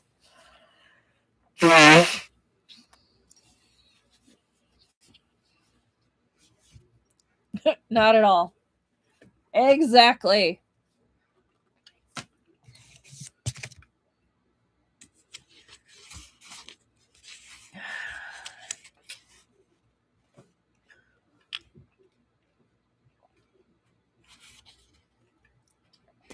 Okay.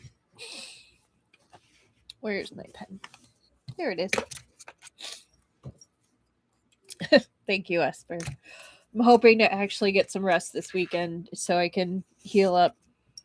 But thank you. All right, 133.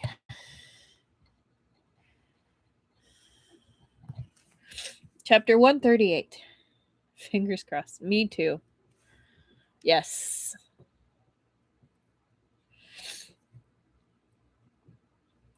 Rongqing stopped his frantic search and whipped his head around to meet Yang Yun's gaze. Yang Yun's eyes were serene, as if he'd anticipated this result. Or as if the paintings and message had all been Rongqing's hallucination in the first place. In an instant, Rongqing understood everything. Huang Lue had indeed been the creator of the 3 paintings. He had likely provided them clues in hopes of saving his own skin. But the enemy had discovered him. They thus lured Chubuchu and his guards away and set a trap for Rongqing. Yang Yun sent Rongqing a letter pretending to be Huang Lue, knowing he was sure to come. After all, Huang Lue was the pivot on which this whole case turned. Rongqing couldn't ignore the temptation of such an important potential lead. The moment Rongqing arrived, the trap had snapped shut.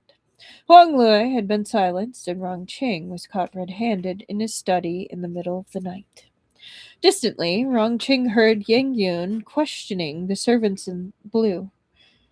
Did you let the censor in? The servant lowered his head, his face concealed in shadow. Yes. Censor Wrong said he had something important to discuss with... Hi, Momar's Rover. Welcome. We are currently embroiled in a conspiracy. Woo!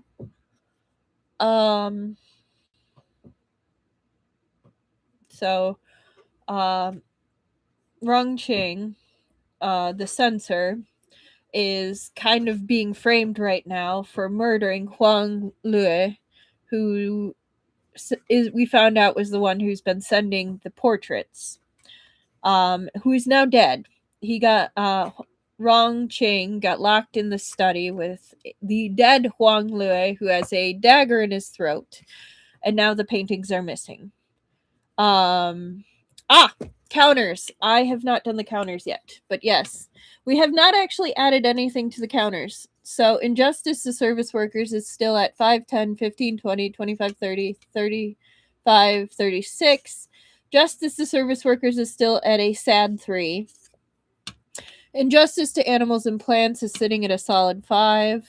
Injustice to innocence is sitting at a 5, 10, 15, 20, 21, 22, with a half justice to innocence. Injustice to Paging Z is still 13, with injustice to readers being 2.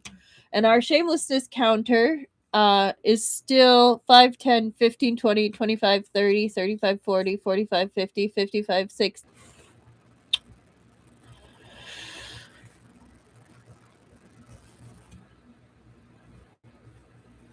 Yay, we're live. I'm so sorry about that. My entire internet just crashed, and I had to, figure out what happened and then reconnect. But we are back. Yay, welcome back. And yes, there was so much shamelessness it broke the stream. Yes. But yeah. Some days the internet's great, other days it likes to do what it wants to do, and that's not what I want it to do. But we are here and we are back, and it's going to be a fantastic time. Okay.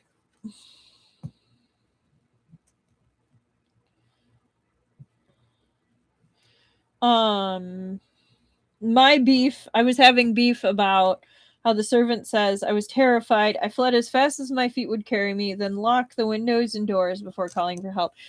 He locked the windows and doors in the office while apparently fleeing from the censor that's in the same room. So yes. That was my beef. I'm like, your logic does not compute. But anyway, the servant in blue was clear and methodical as he recited his tale. One day, he'd make a shrewd and capable subordinate. Had Rong Qing not been the target of his accusations, he'd have hired the man himself. At this point, Rong Qing felt that producing his last piece of evidence, a secret letter, would be a useless exercise. Even so, he clung to his last glimmer of hope as he drew the letter from his lapels and placed it on the table. This is a letter from Huang Lue. He sent me 3 paintings warning me that the imperial grain in Guangqian County had been embezzled by the local officials.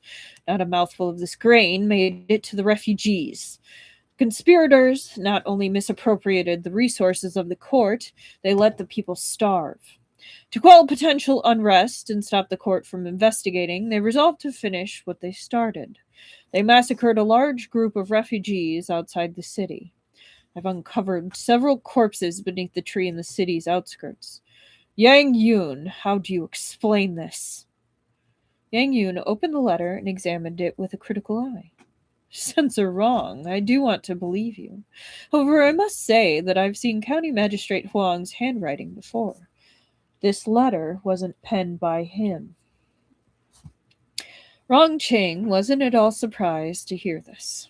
If Yang Yun had known Huang Lue sent the 3 paintings and deliberately sent a fake letter to lure his prey to the county office, everything made sense.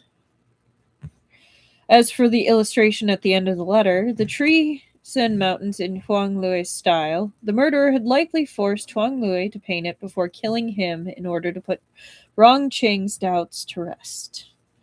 Rong Qing was forced to admit that, up against the sly old fox Yang Yun and the iron fortress that was Guangxian County, he had fallen face first into the mud and bloodied his nose. Are you satisfied, Yang Yun? When I first arrived, you were like an old and experienced hunter. You waited silently for your prey to leap into the trap of its own accord. Sense are wrong. Do you hear yourself? I can't understand a word you're saying. Yang Yun sighed, and a faint look of pity crept over his face. Corpses? Li Yan, Wu Yi, do you have any idea what he's talking about? At this, Li Yan finally took a step forward and cupped his hands politely. The corpses he refers to must be from the refugees who died of disease. To stop the spread of infection, the magistrate ordered that they all be buried together. The flood was at its worst then, and the matter was urgent. I fear the job was done hastily.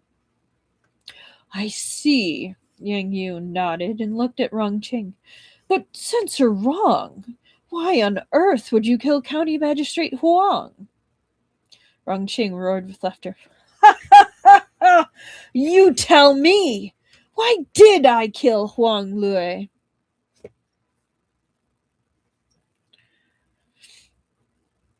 Yang Yun watched him impassively. Huang Lui is dead, and only you knew why. You may be an imperial envoy, but even you must be held accountable for the unlawful killing of an official. If you cannot provide a valid reason for your actions, I will be forced to detain you until the imperial edict arrives, at which point the appropriate punishment will be merited out.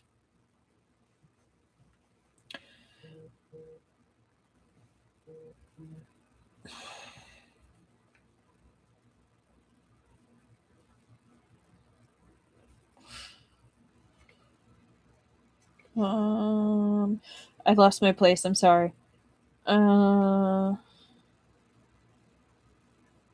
Indeed, it seems one can be condemned on any pretext at all. Rong Qing pointed at Yang Yun, said harshly. Do you dare return to the capital with me where we can have this debate in front of the emperor?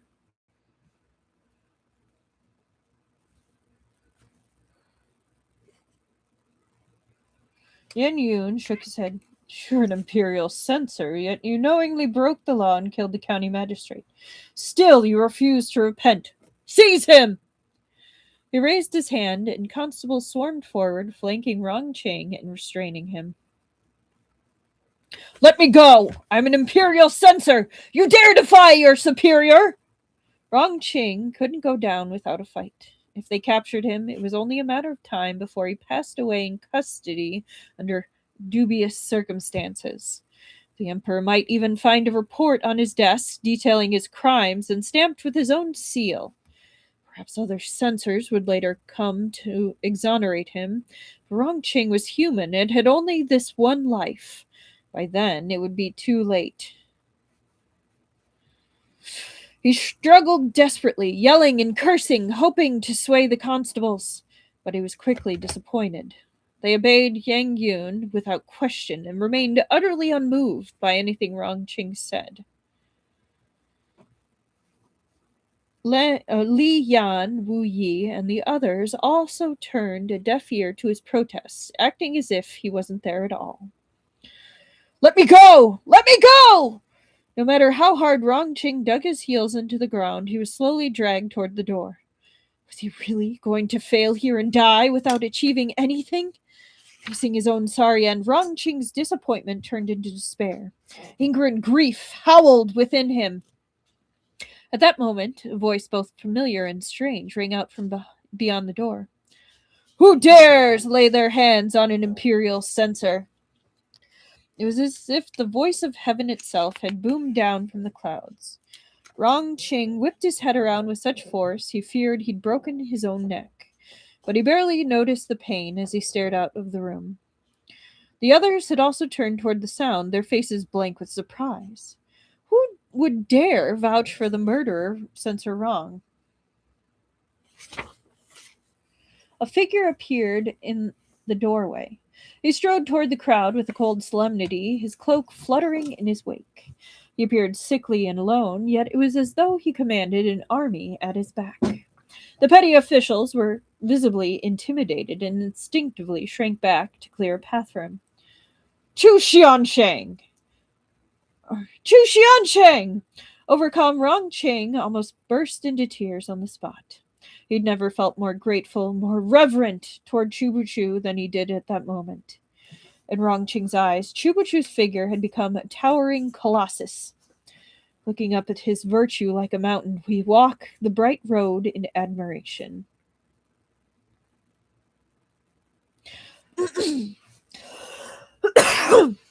Unfortunately, the others didn't share the sentiments. County Lieutenant Wei Yi had been frantically looking for a chance to show off before the commandery governor. Seeing Chubuchu, he stepped up to the threshold to bar his way. Where did you come from, you rebel? I am Chubuchu. Chubuchu spoke over him before he could finish. He pulled out a wooden token and tossed it at Yang Yun. Yang Yun dodged, and the token hit Li Yan on the calf. Li Yan grimaced in pain. He lifted a foot to step on that accursed token, but Chubuchu's next word stopped him in his tracks. The chief of the Shuyui Bureau has authority equal to the 6 ministers and the prerogative to act first and report later. Chubuchu looked around, the picture of arrogant impatience. In short, I outrank Yan Yun. Understood?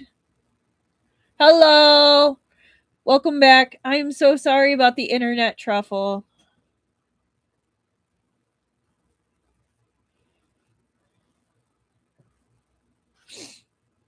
Again, it does what it does.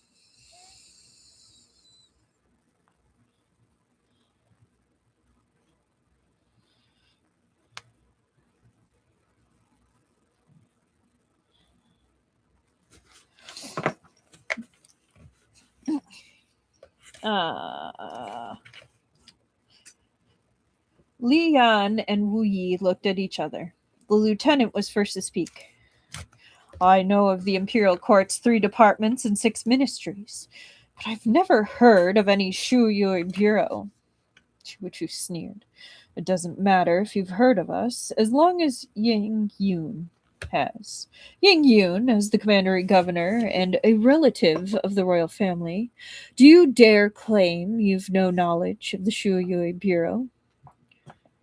Aren't you Chu Xiansheng, Censor Rong's aide? Asked Yang Yun after a moment. When did you become the chief of the Shuyui Bureau? Rong Qing is willing to murder officials of the court. How do I know you're who you say you are? You haven't shown your face once since we arrived, said Chubuchu. How do you know I am Rong Qing's aide? Could it be that Commandery Governor Yang was in fact appraised of everything, but preferred to wait in the shadows for his prey to stumble into the net? This man was as difficult to deal with as the rumors said. It would be a mistake to engage him in a verbal debate, Yang Yun thought. His face remained as placid as still water, the aura of his office as mighty as a mountain. He remained unmoved. No matter what you say, Rong Qing is Huang Lui's murder. He is a suspect, Chubuchu interrupted again. As long as the 3 judicial offices have yet to determine his guilt, Rong Qing cannot be called the murderer. I've reported this matter to the Emperor already. We can expect a reply soon. Until then, Governor Yang may not restrict or detain the censor for any reason. Yang Yun's lips curled. What a coincidence. Before coming here, I also sent a memorial to the Emperor informing him of the absurd actions Rong Qing has taken here under the guise of his work as a censor, slandering his colleagues, interfering with relief efforts, deliberately inciting unrest with his lies, and a dozen other crimes. Rong Qing couldn't contain his fury. You're full of shit! Yang Yun didn't so much as glance at him. His eyes remained pinned on Chubuchu. Huang Lui lost his life thanks to the censor's foolishness. As a representative of the people of Guangqian, I cannot sit idly by Before orders come from above, Rongqing must be detained. Nobles and officials are subject to the same laws as the people. If later investigation exonerates him, I will ask His Majesty for punishment myself. But Chubuchu refused to compromise. I've already summoned the near Shuyue guards here. They'll arrive any moment. His Majesty himself asked me to accompany Censor Rong, so I will handle this matter myself. You need not trouble yourself, Commander Governor Yang. Yang Yun narrowed his eyes. Even the dimmest of fools could see the shape of the confrontation unfolding in the room. Neither side would give an inch. Officials of all ranks watched, their faces alternately blank and full of awe. They remained dead silent, not daring to interfere. Though Rongqing was an imperial censor, he was new to his position and both impulsive and irritable. By himself, he was nothing to worry about, but his fall had drawn out the true identity standing behind him. As the saying went, in a confrontation between gods, mortals will suffer. No one wished to be caught in the crossfire. Better to wait for one god to emerge victorious before picking a side. 3 days, Yang Yun said finally. I will give you 3 days. If they pass without word from the court, I will arrest Rongqing and bring him in for questioning. You and I can each make our cases to His Majesty. Chubuchu gave him a hard look. Very well. Yang Yun laughed and cupped his hands. Chu Xiansheng came here in disguise. I apologize for the poor hospitality. Ignorance is not a crime, Chubuchu said coolly. Commander Governor Yang needn't be so courteous. Please prepare to have County Magistrate Huang buried properly. I will send someone to investigate the cause of death later. Naturally, said Yang Yun. This is a strange and confusing matter. We must bring the truth to light. As the two old foxes maintained their too polite back and forth, the tense atmosphere gradually dissipated. Everyone let out a sigh of relief. Rongqing's suspended heart had also temporarily settled in his chest. When Chubuchu mentioned Huang Lui's body, he started to speak but swallowed back the words. If Chubuchu could have heard his thoughts, he'd certainly have agreed that Rongqing had finally grown a little wiser. Yeah, he's learning when to shut up and when to speak. Yang Yun didn't stay long. He and his people departed swiftly, leaving Chubuchu and Rongqing alone in the quiet relay station. Breathing a sigh of relief, Rongqing turned to say something when he saw Chubuchu hack up a mouthful of blood, instantly dyeing the front of his robe thread. Chu Xiansheng! Stunned, Rongqing almost tripped over himself, rushing to support Chubuchu, taking on most of his weight to keep him from collapsing. Only then did he realize the power Chubuchu projected a moment ago had been an act. One could hardly blame the censor. Chubuchu's presence had intimidated even Yang Yun. Had the governor known Chubuchu was struggling just to stand, forget the 3-day grace, he'd have struck while the iron was hot and thrown them both in prison immediately. Hey, Dee! Welcome! We are in the thick of a plot. Someone has just been murdered. The magistrate has just been murdered. And the setup is clear. Now, Chubuchu and official or Censor Rong have to solve the crime and prove Censor Rong's innocence while uncovering the hidden plots. Yes. And then Chubuchu just coughed up blood. So, there was no need for Chubuchu to speak. A cold glance was enough to remind Rongqing of what he'd done wrong. He didn't dare waste his breath justifying himself and confessed everything, his words tumbling out in a heap. I was wrong, Chu Xiansheng. How you doing? Oh, you are alive. I am alive! I am glad you are alive, Dee. I didn't listen to your advice and acted on my own. That's how I got into this mess. I promise I won't act recklessly ever again. I'll do whatever you say. Rongqing swore sincerely, then gritted his teeth. And you must be the one behind everything. Huang Lui died on his orders as well. If Chupa Chu had the energy, he'd have slapped Rong Qing on the head at least a dozen times by now. But he was too weak even to berate him. He had to hoard his strength for more important things. We were attacked at Qixia Villa. Xiaoxian and Guang Shanhai are both seriously injured. They only escaped because they held the enemy back. Rong Qing's eyes widened in horror. So Yang Yun really has been watching our every move. Could there be someone around us? Chubachu shook his head and spoke quietly. Our top priority is to rescue Xiaoxian and Guang Shanhai as soon as possible. I left them in a cave with no medicine or water. The enemy might find them at any time. I'll go with your lordship and we'll take Xiao Lu with us. He's very strong. He can help. Xiao. Yeah. Rong Qing nodded to himself and then asked doubtfully, You cowed Yang Yun, so why not ask for Huang Lu's body as well? They're sure to tamper with the evidence. We're in their territory. Certainly, I could order them not to touch the corpse, but that wouldn't stop them. They'll erase all traces of their involvement and leave no evidence. Give up hope of finding anything on the body. Rong Qing was silent a moment. You were lying to Yang Yun about the memorial and summoning the guard, weren't you? Chubachu closed his eyes and nodded. It was the only way to deter him. Any time we can buy is valuable. Fun, yes. At least Rong Qing's finally beginning to realize how much trouble they're in. Yes.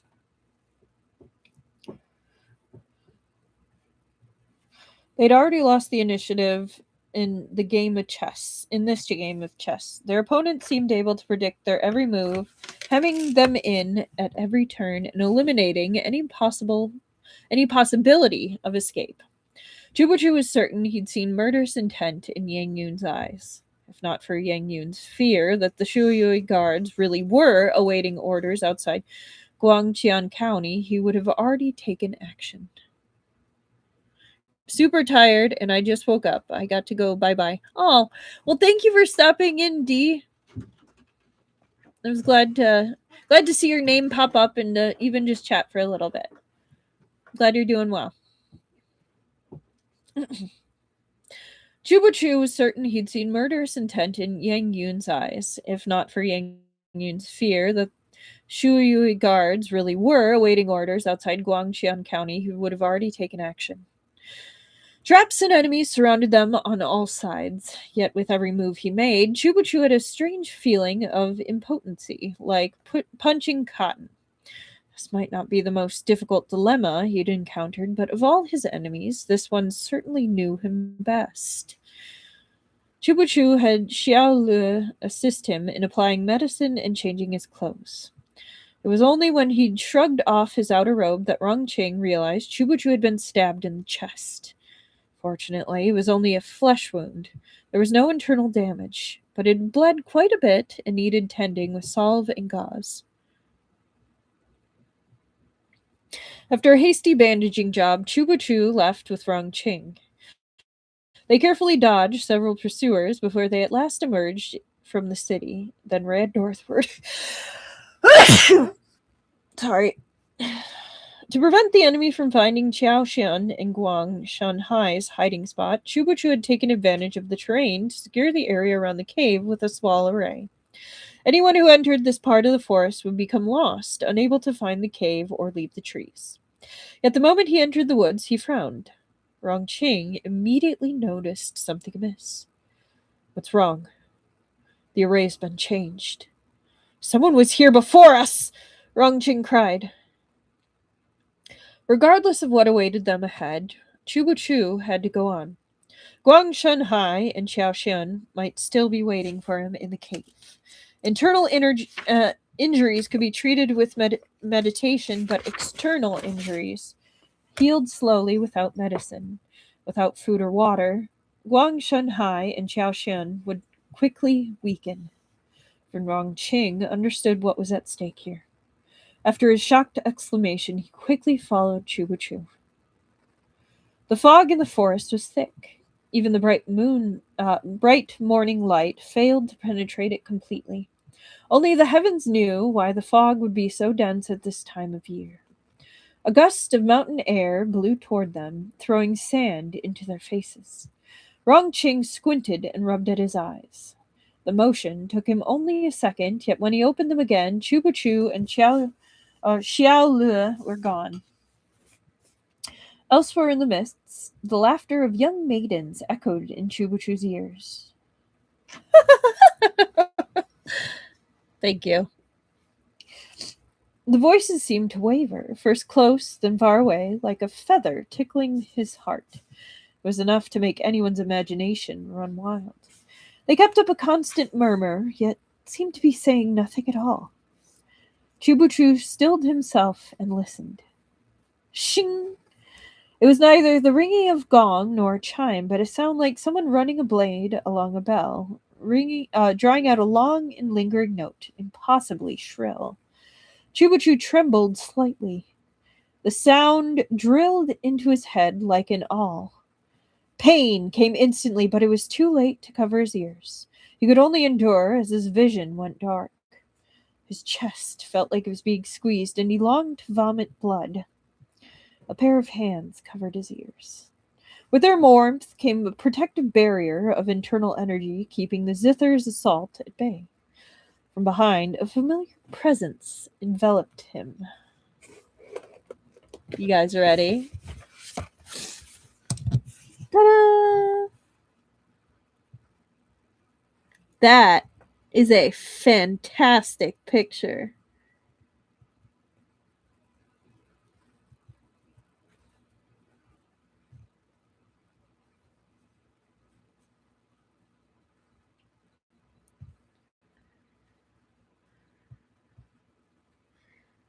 I love their expressions in this one. I agree. Momar's Rover. So pretty.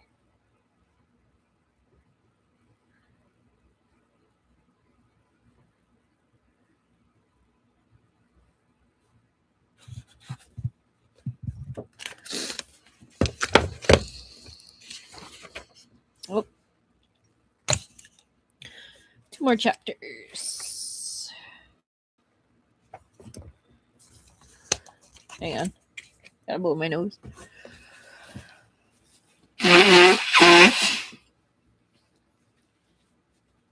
They really are so pretty, Annika.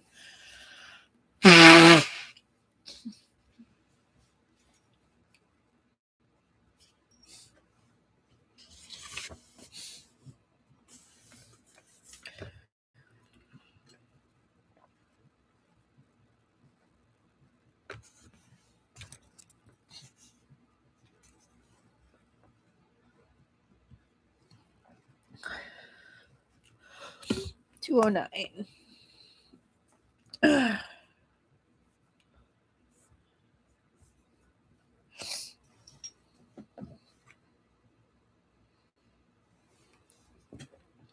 Meeting an old friend in a time of crisis ought to have been a relief. Yeah. Knew Feng Xiao wasn't far. Yup. The music of a zither came from all sides, transforming into sharp blades upon reaching his ears. Fortunately, his acquaintance was using his internal energy to shield him from further injury. That ought to have been a relief as well. But when the person standing behind him said, "Guess who?" Chubachu couldn't bring himself to be relieved in the slightest. The zither paused. For a moment, his ears were at peace. Apparently, the person behind him thought he hadn't heard clearly because he removed his hands from Chubachu's ears and covered his eyes instead. Guess who? How could this man be in the mood to joke at a time like this? Chubachu struck at the acupoint on his savior's elbow. The move didn't require any skill in martial arts. Anyone struck there would find themselves with a sore arm. The man chuckled and smoothly removed his hands. Chubachu turned and saw the man he'd expected, Li Shishi. Or rather, Feng Xiao. After moving from his hometown to the city, Li Shishi had quickly earned his cousin's favor. The young man was frivolous and impudent, happy to take both male and female comers. Despite his vices, he was also clever, astute, and knew how to read people. Yet he'd latched onto Chubachu at the banquet, disrespected an imperial censor, harassed them, and caused all sorts of trouble.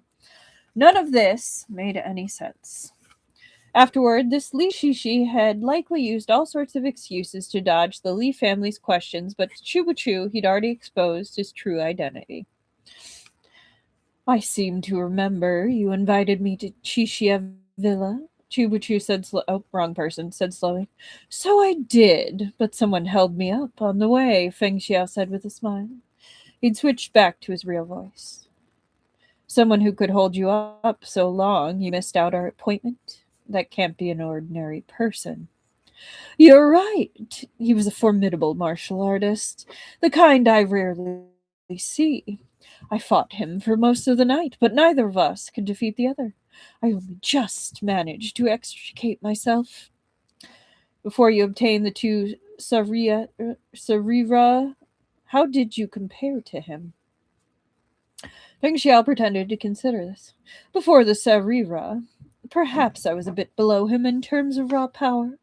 But I have a demeanor that's graceful, elegant, awe-inspiring, serene, and transcendent. He couldn't catch up to me in a million years. Even if I'd run into him before the Saria, he'd be helpless against me. Deputy Chief Feng, said Chubushu icily. The first part was enough.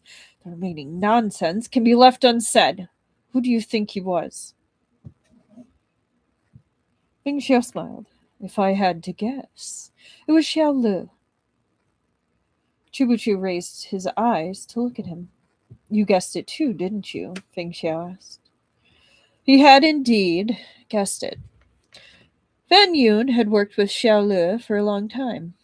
Even if his teacher had his own ulterior motives, upon meeting a young man as talented as Xiao Lu, he would undoubtedly have become excited and tried to teach him some of his martial arts and arrays.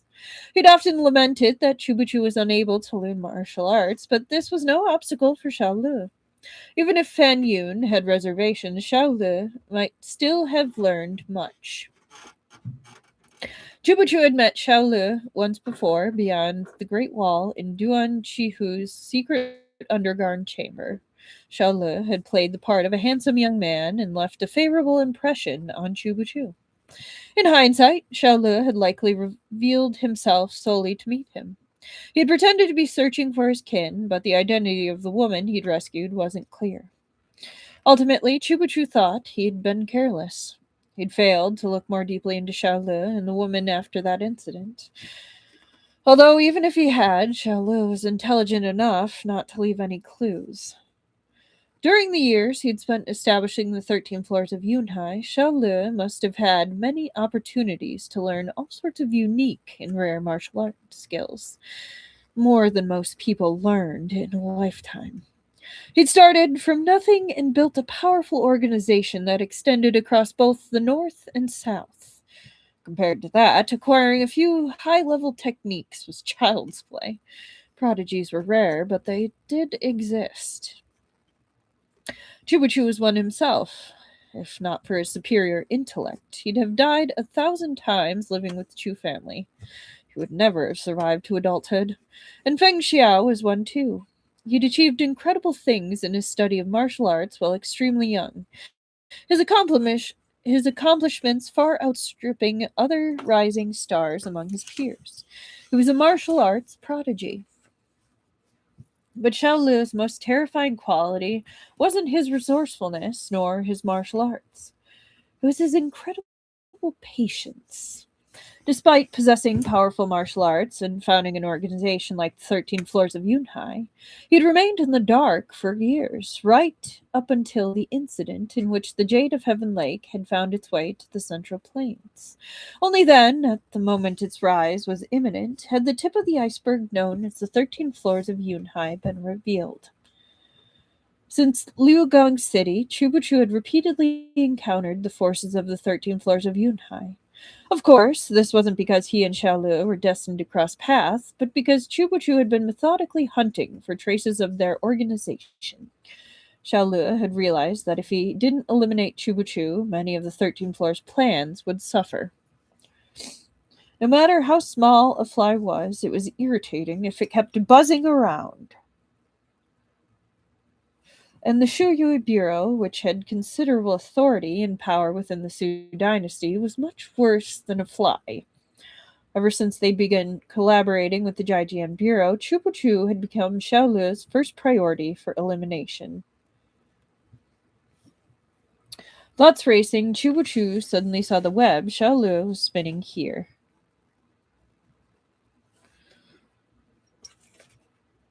As soon as they'd begun investigating Yang Yun, Chubuchu had guessed the 13 floors were lurking behind the scenes. But he hadn't anticipated confronting Xiaolu himself so soon. Just now, he said aloud, I was thinking how strange it was. Guan Shanhai and Xiaoxian's hiding place is well concealed, and I left an array to protect them. Even if Xiaolu pursued them here, he couldn't have found them so quickly and changed my array. So it was because of you. Feng Xiao entering the array had alerted the enemy to Guang Shanhai and Xiaoxian and the array's existence, giving Xiaolu the chance to change the array. If not for Feng Xiao, Chubuchu might have found Guang Shanhai and Xiaoxian by now. Oops. Despite accidentally luring the mastermind here, Feng Xiao didn't look the slightest bit sorry. Instead, he smiled. Isn't that convenient? Fan Yun taught you both array techniques, so this is a happy reunion between martial siblings. What better way to celebrate the occasion than a battle of wits? Happy reunion, my ass, Chubuchu thought expressionlessly. He suppressed the urge to rip Feng Xiao's head off his shoulders and kick it around like a ball. They couldn't afford a fight among themselves right now. Finding Guang Shanhai and Xiaoxian was the first priority. Even if Xiao Le had changed the array, it would still take him time to pinpoint Guang Shanhai and Xiaoxian's exact locations. If Chubuchu was fast, he might find them first. Rongqing and Xiao Le were missing as well, but they weren't Xiao Le's targets. Xiao Liu was missing as well, but they weren't Xiao Le's targets. No matter how talented the creator was, no array was all powerful. The person Xiao Liu most wished to kill was Feng Xiao, followed closely by Chubuchu. Rongqing and Xiao Liu meant nothing to him, so they were safe. At most, they'd get a bit lost. Chubuchu sighed. Does Xiao Liu also know Zither techniques? Did he steal them from the Fajing sect? Feng Xiao sighed too. He's not using the Song of the Heavenly Demon. It has only the form, not the spirit. Besides, couldn't you tell what he was playing? Chubuchu stilled for a moment, then he remembered. It was high mountains and flowing water. The legendary Qin player, Bo Ya, had called his friend Zhang Shi Qi the only one who knew the music of his soul. He had composed High Mountains and Flowing Water in his honor. After Shi Qi's death, Bo Ya had smashed his zither and snapped its strings, believing there would never again be someone who understood him so deeply. He played this song just for you, yet you're not moved at all, Feng Xiao asked evenly. Do I sense a hint of vinegar in you, sir? Xiao Le was arrogant, but he was strangely fond of Chubuchu. Perhaps he'd revealed himself to Chubuchu in the first place because Chubuchu held some special significance for him. Both had learned from Fan Yun, and both suffered from physical impairments. Chubuchu was born sickly and weak, while Xiao Le was born with an unsightly disability. They walked similar paths in life, and they had wills as strong as steel. They accepted no compromises from fate, and they would never rest until they achieved their goals. It made sense that to Xiao Le, Chubuchu's existence was unique. Whether as long-standing friends who knew each other's hearts, or as enemies who saw themselves reflect one another, they would always share an indefinable connection. But then, why did Feng Xiao's tone sound a bit off? What did I say? Oh, I forgot to add a shamelessness counter. Actually, two of them for the Guess Who moment. So I think we're at 78.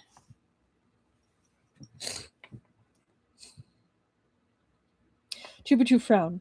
Enough nonsense. Let's see what changes he made to the array. So saying, he took a few steps forward. The fog grew denser, and women's laughter rang out again. Replaced by the bustling sound of a city, with vendors hawking their wares and pedestrians hurrying along. They seemed to come alive through the sound. Chubachu could almost see them.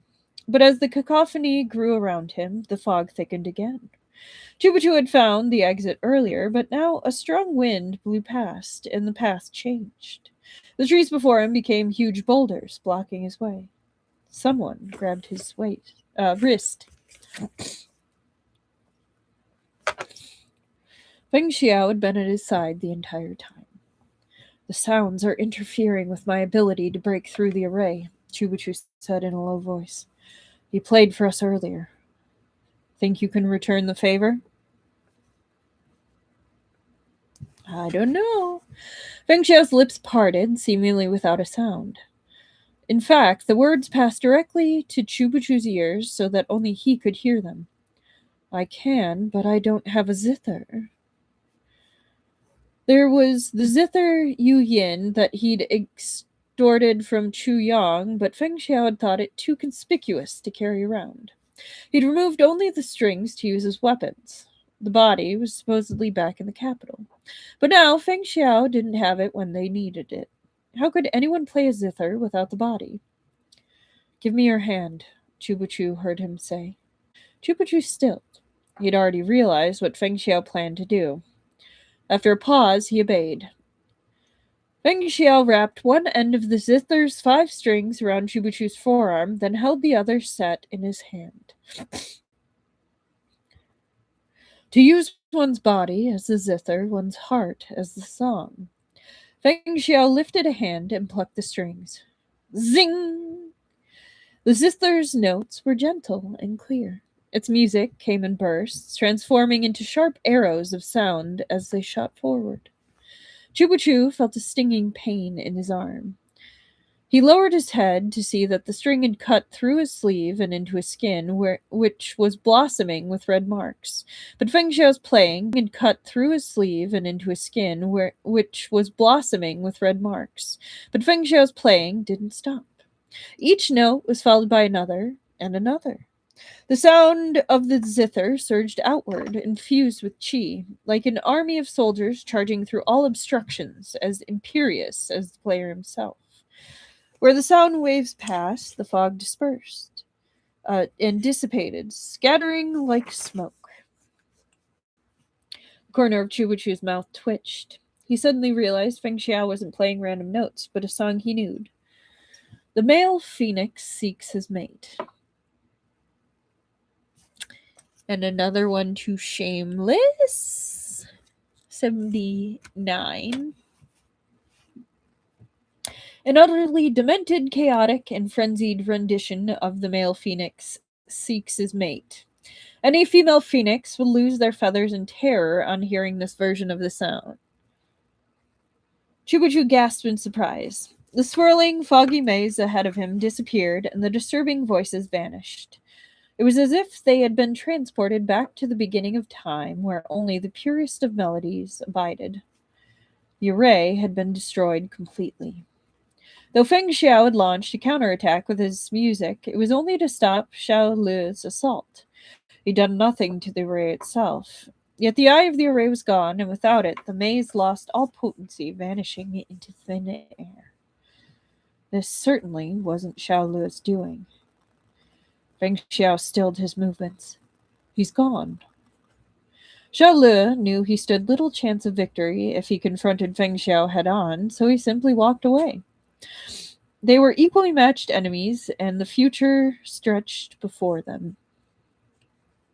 Yeah, it is totally shameless travel. As long as Xiao Le remained in the dark, Chubachu would never know peace. Xiao Le would see every move Chubachu made, and now Chubachu wasn't seeking a direct confrontation with Xiao Le. He breathed a small sigh of relief. Isn't that song in Misfil 2, or am I misremembering? Nope, you're not misremembering. It's in there.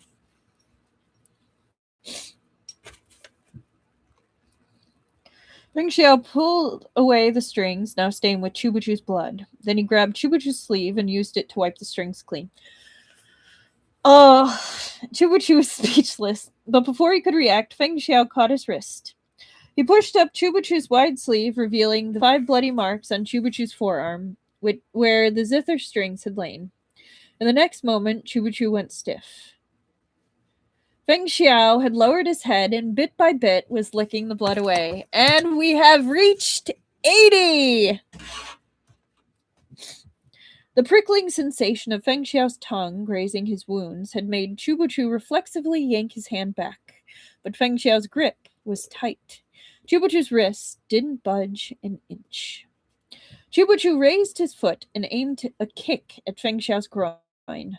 But Feng Xiao seemed to have anticipated this too and lightly tapped an acupoint on Chubachu's thigh with his free hand. Numbness swept up Chubachu's leg and his knees buckled.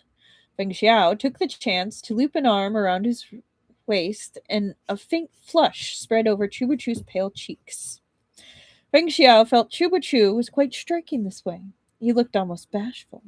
Only Chubachu knew if this was truly the case. Feng Xiao certainly wasn't going to ask him.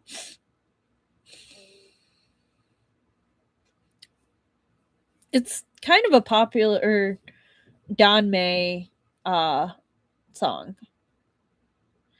Suna. Huh. Nice.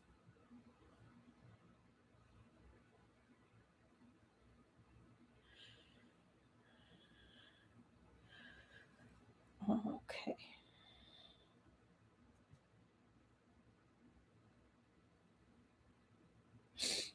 Chubachu raised his foot and aimed a kick at Feng Xiao's groin, but Feng Xiao seemed to have anticipated this too and lightly tapped an acupoint on Chubachu's thigh with his free hand. Numbness swept up Chubachu's leg and his knees buckled.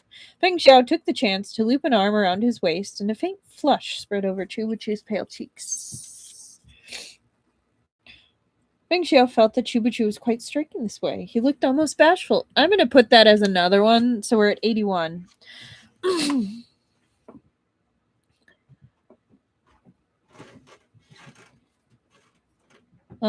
Chu Xiansheng! Rongqing shouted from a little distance away. Before Chubachu could lose his temper, Feng Xiao laughed and released his wrist. Rongqing was rushing over with Xiao Liu in tow. Chu Xiansheng, are you all right? You could see Chubachu's complexion was even worse than usual. It's nothing. Chubachu had already pulled down his sleeve. How did you find me? I walked around in the array for a long time until I met Xiao Liu. I couldn't find you anywhere. Xiao Liu got so angry he ripped out a flower and kicked some pebbles around. Right after that, the fog vanished somehow and we found you. Chubachu was stunned. You just happened to destroy the eye of the array. Wonder if it was just happened or if Xiao Liu is smarter than he thought. He didn't know what to call this. Fool's luck? A blind cat running into a dead mouse? What a coincidence, Rongqing said in surprise, while Xiao Liu laughed awkwardly and scratched his head. Chubachu didn't dally. He quickly found Guang Shanhai and Xiao Xian hiding in the small cave. It truly was small. There was barely enough room for 2 people to sit inside it, hunched over. But the dense forest outside the cave had provided good cover, concealing their location. Guang Shanhai was meditating with his eyes closed while Xiao Xian was alert. When she saw Chubachu appear, her eyes lit up. Lord Chief! Chubuchu turned back to Rongqing and Xiao Liu. Take one each. We'll carry them back. Rongqing pointed to himself. Carry them? Me? Who else? Said Chubuchu. Me? Rongqing glanced at Feng Xiao, dressed in a spotless white robe and waving his fan as if he was out for a pleasant stroll through the woods. Sense are wrong. Allow me to introduce myself. I'm sure you've heard of Feng Xiao, the deputy chief of the Jijian Bureau. And if you haven't, well, now you have, Feng Xiao said with a smile. Rongqing's face twisted as if he had just learned he'd eaten day-old pork and couldn't spit it out. He cupped his hands toward Feng Xiao. The lowly official, Rongqing, greets Deputy Chief Fang. Wonderful. Everyone present held a higher rank than he did, excepting his attendant Xiao Liu. Rongqing stepped up to Guang Shanhai, resigned, and pulled him onto his back. Yet Chubuchu's next words drove away all his fatigue, leaving him fully alert once more. Now only 2.5 days remain. That's not ominous. Not ominous at all. All right. Last chapter of the night. 131:45. Or 231:45. We're just going to make it 232.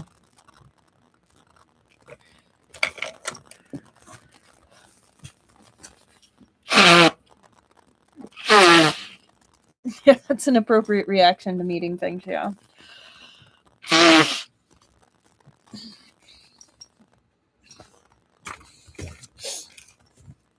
Rongqing's chapter 140. Rongqing's goal on this trip had evolved from merely investigating a case to preserving his own life. Important goals. If he'd presently thought Yang Yun lacked the courage to kill an envoy of the court, he no longer doubted his ruthlessness. The county magistrate Huang Lue was dead, and this was Yang Yun's territory. Lian, Wu Yi, and the others all obeyed Yang Yun. In truth, it would be all too easy to have Rongqing quietly killed. Perhaps he had been washed away by the flood, or fought with Huang Lue over an unequal division of profits. Yang Yun would have no trouble concocting a perfectly plausible cause of death after ridding himself of Rongqing. As a relative of the emperor, he enjoyed a level of deference from the royal couple. Even if they enlisted another censor to continue the investigation, the newcomer might lack the resolve to pursue the truth. This would create only more opportunities for Yang Yun to manipulate the situation. Chubuchu was thus the most significant variable. Only if Chubuchu was safe would his own safety be guaranteed. At least he understands that bit. They sat in the relay station, Rongqing still in shock. Chubuchu seemed to sense his thoughts and mercilessly splashed another pail of cold water over him. I almost lost 2 of my men already. You saw it too. They won't scruple to kill even me. If we discover nothing more in the 2.5 days, if I can't offer an explanation to His Majesty, Yang Yun will make an example of you. Chubuchu spoke his next words with deliberate emphasis. Whatever you're imagining, they're capable of that and more. Rongqing felt a chill go through him. How could they be so audacious?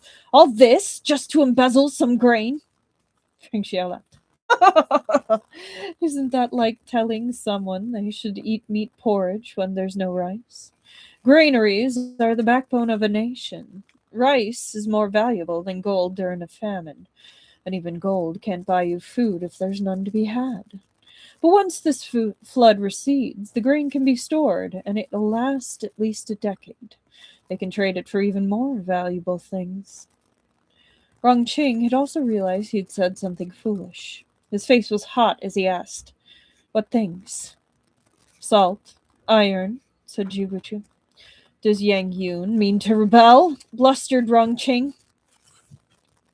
When he'd first arrived, Rongqing had only known this was a serious disaster and worried that the local officials might be negligent in their duties. He'd planned to supervise them closely, keenly watching their every move. Later, he'd begun to realize things were far more complicated than he'd thought. Officials of all rank were colluding to embezzle grain, but he'd never guessed they would be so insane as to rebel against the Emperor. The situation had escalated far beyond anything he'd imagined. Maybe not rebel, amended Chubuchu, but they certainly can't escape the charge of corruption. He glanced at Feng Xiao. I have a question for the deputy chief. What are you doing here? Feng Xiao sighed. Oh, little Chu Lang Jun. We're old friends reuniting in a strange land. Must you take such a tone? My goodness, am I getting oh my goodness, what is it? Oh, the old friends meeting again in a land. I'll think of it. I will think of it. Chubuchu smiled faintly. Very well, old friend. If you don't wish to say it now, you can keep it to yourself forever. Don't bother telling me. After all, it's not my life that's in danger. Worst case, when the Shuuyui guard arrives, I'll simply dust off my hands and walk away. Poor Censor Wrong will have to shoulder all the blame himself. Perhaps he'll lose his own insignificant life. Shaking all over, Rong Qing looked toward Feng Xiao. His flat, square face was wrenched into a pitiful, aggrieved expression, like a small animal frightened for its own life. Unfortunately for him, Feng Xiao had killed even the lovely Feng Xiao Lian without a second thought. He didn't feel the slightest bit of sympathy for a grown man like Rong Qing. Rather, his eyes had been fixed on Chubuchu the entire time, especially on his arm where it had been sliced by the strings. He had yet to change his clothes, and the raw welts were still exposed. Feng Xiao's gaze lingered there almost indecently, so intense it seemed to burn into Chubuchu's skin. Chubuchu's expression darkened. In principle, Feng Xiao reflected, it was like teasing a cat or a fox. The animal would jump about at first, eyes on the reed in your hand, and it made for good entertainment. But when the fox got frustrated and tried to claw at you, it was time to stop. A few scratches were a small matter, but it would be a great loss if the animal developed a grudge. I love that he's literally saying, I'm playing with your emotions, or like, I am literally baiting you right now. I think using an official as a pack horse is pretty shameless. That's fair. 82, and then I think this whole situation is pretty shameless right now, so 83. Meng Xiao quickly schooled his features to seriousness. I received an anonymous letter. He produced the missive and put it on the table. Chubuchu picked it up and unfolded it. Only 2 lines were written on the paper. On the highlands I feel right at home. The treasured jade my lord covets so. The first line came from a historical record from the Han Dynasty entitled Shiji, Home. Referred to Fangling Province, modern-day Guangqian County. Rong Qing didn't understand the significance of the line, but Chubuchu and Feng Xiao both saw at once that it was about the Jade of Heaven Lake. Is this the old man's handwriting? Feng Xiao asked. Of course he meant Fan Yun. He knows many kinds of calligraphy, regular, cursive, and seal script, so I couldn't say. But this person must know the whereabouts of the Jade of Heaven Lake. If it's not Fan Yun, it's a member of the 13 Floors. Feng Xiao shrugged. Wouldn't it be stranger if I didn't come? Chibuchu arched a brow. Li Shishi. I just happened to find out that the Li family had an incompetent son named Li Shishi, Feng Xiao said with a smile. They had enough of him fooling around in his hometown, so they sent him to the city to put him to work. I intercepted him while he was en route and used the technique changing the skies, sustaining the sun to steal his face, assuming his identity. Honestly, he should be grateful. How else could he manage to get into the eldest son's good graces in a few days and even be taken under his wing? Feng Xiao hadn't yet been included in the core affairs of the Li family, but he was adept at navigating social situations and extracting information through indirect means. In a short time, he'd amassed quite a bit that was useful, such as the strange happenings at Chixia Villa. Li Shishi's identity, when used well, was an excellent tool. Unfortunately, now that he had been exposed, he had no choice but to emerge from the dark to work out in the open. Feng Xiao looked at Chuba Chu, his meaning plain. Your turn. Half a month ago, Chuba Chu began slowly, when you gave me that list of names, several people on it caught my eye. One of them was Yang Yun. I thought there was something odd about him, so I looked into his political achievements in Guangqian Commandery over the past few years. That was when I discovered something odder still. Chibuchu wasn't one to overreact. If he had said he found something strange, it must have been truly alarming. Feng Xiao reclined on his side with his chin propped in one hand, the picture of indolence as he awaited Chubachu's next words. But Chubachu didn't look at him. His gaze instead landed on Rong Qing. At the censor's blank expression, Chubachu had to resist the urge to smack him. He turned his gaze back to Feng Xiao. He ignored Feng Xiao's sputtered laugh and said, Guangqian had been plagued with disaster since ancient times. Since the first year of the Kai Huang era, Yang Yun used the floods and poor harvests as an excuse to suggest a policy of waiving taxes for those who contribute grain to the commandery's stores. In effect, the prominent families donate food to their own people during lean times, and in exchange, they're exempt from taxes the following year.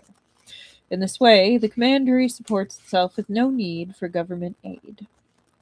Ah, murmured Rong Qing. He did recall hearing about this some years ago. At that time, the emperor had been pleased and praised Yang Yun for his ingenuity. Not only did his plan relieve the imperial court's burden with regard to distributing foodstuff, it even saved the court money. This approach was completely different from the rest of the commanderies and counties. Of course, the emperor's commendation was also likely a way for him to remind the court that his family too had promising descendants. Rong Qing recalled that the emperor had wanted to promote Yang Yun, but his relation had declined, protesting that promotion had to follow regulations and that he didn't want preferential treatment. The emperor hadn't been displeased at being rebuffed. Instead, his appreciation for Yang Yun grew.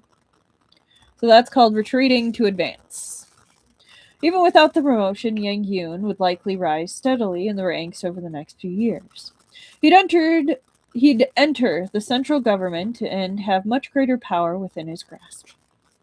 However, Chubuchu's voice broke through Rong Qing's churning thoughts. When I sent people to investigate Guangqian County, they found that though there was plenty of rain in the last 2 years, it never caused floods on this scale. Which is to say, there was no need for the families of the county to donate any grain. Chubachu spoke his next words carefully. Yang Yun set up a donation policy for tax exemption. But even if the grain was donated, it wasn't needed by the locals. So where did the surplus grain go? After the flood this year, the imperial court dispersed grain to Guangqian, but Lue said it wasn't enough. If the court's contributions are insufficient, why not use the grain they'd hoarded for the past 2 years?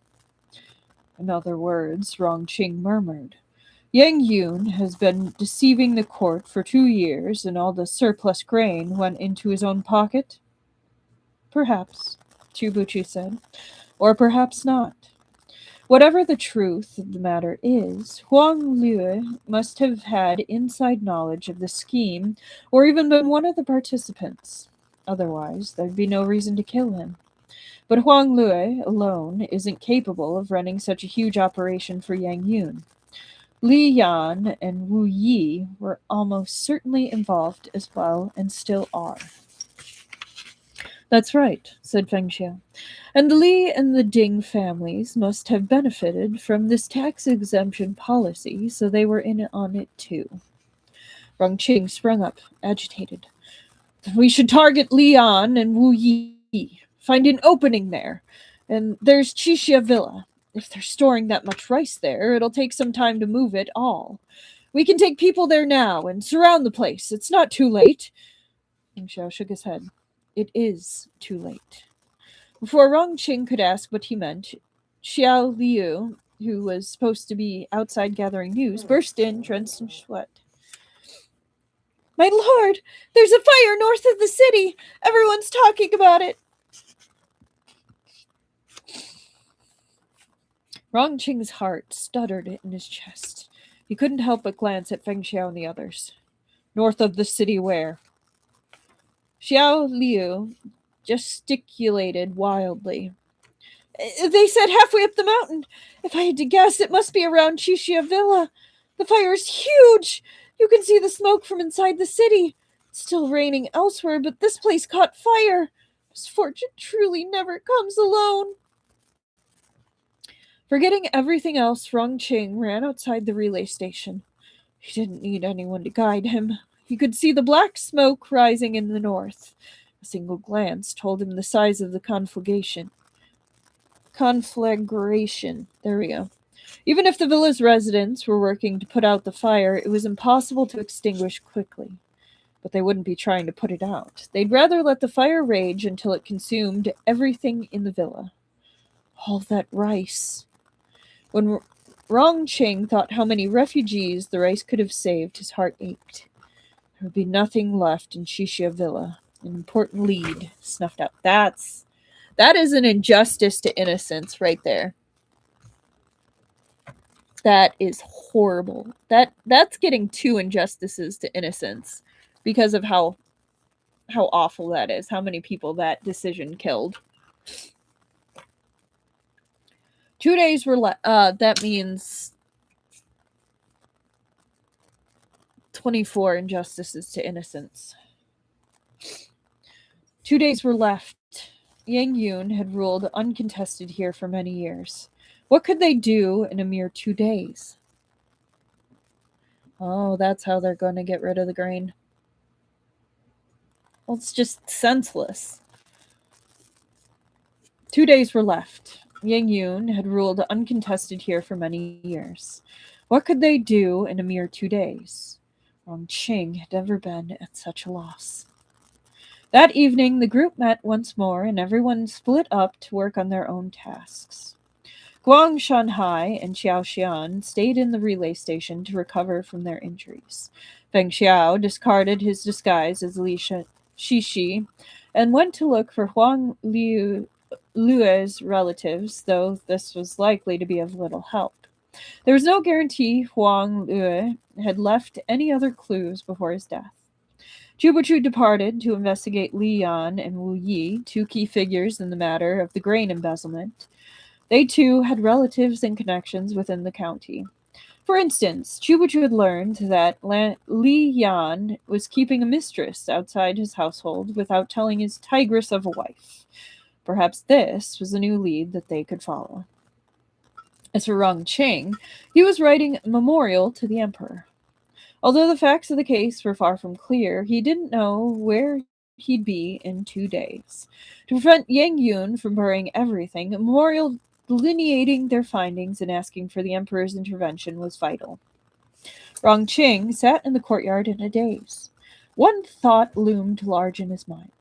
However powerful the enemy might be, they couldn't hide all the grain. Chixia Villa had burned, but traces must remain elsewhere. And then there was the matter of the refugees. Guangqian County was the seat of government in Guangqian Commandery. The victims who'd camped outside the city were desperate and must have come to plead for help. Yang Yun and his faction couldn't have silenced everyone. There had to be survivors. But where were they? If they could find even 1 or 2, they'd have living witnesses. Xiao Liu came over carrying a pot of stew. Your lordship has hardly eaten or slept the past few days. I can see you've grown thinner. I borrowed the kitchen here and cooked some pigeon soup for you. Ugh. I guess it's like chicken soup. I can't imagine eating a pigeon. I just see Chicago pigeons. I'm like, I get it. It's like the donkey sandwich thing from Thousand Autumns. I'm like, no pigeon. It's better than the donkey sandwich thing because I could it's at least foul. Drink it while it's hot, he said. Right? The aroma of warm soup pulled Rong Qing out of his abstraction. His spirits lifted a little, and he said with a smile, "Well, I haven't tasted your cooking since we left the capital. How could I refuse?" He lifted the lid and inhaled deeply. It's either going to be poisoned or this is a plot. What's that smell? It was Chubachu who'd walked in through the open gates. Rong Qing was too embarrassed to drink the whole bowl in front of him, so he held out the pot. Pigeon soup. Would you like a sip, Chu Xiancheng? Chubachu glanced at it and said unceremoniously, "All right." He took the pot with both hands and lowered his head to drink. Cold steel flashed behind him. A dagger glinted in Xiao Liu's hand as he soundlessly swung it down on Chubachu's back. Not expecting Xiao Liu. Like, I get it. Squab, quail, pheasant, like, they're all foul. I'm a Chicagoan, and I picture the Chicago pigeons, and I just am like, no. No. But in any case,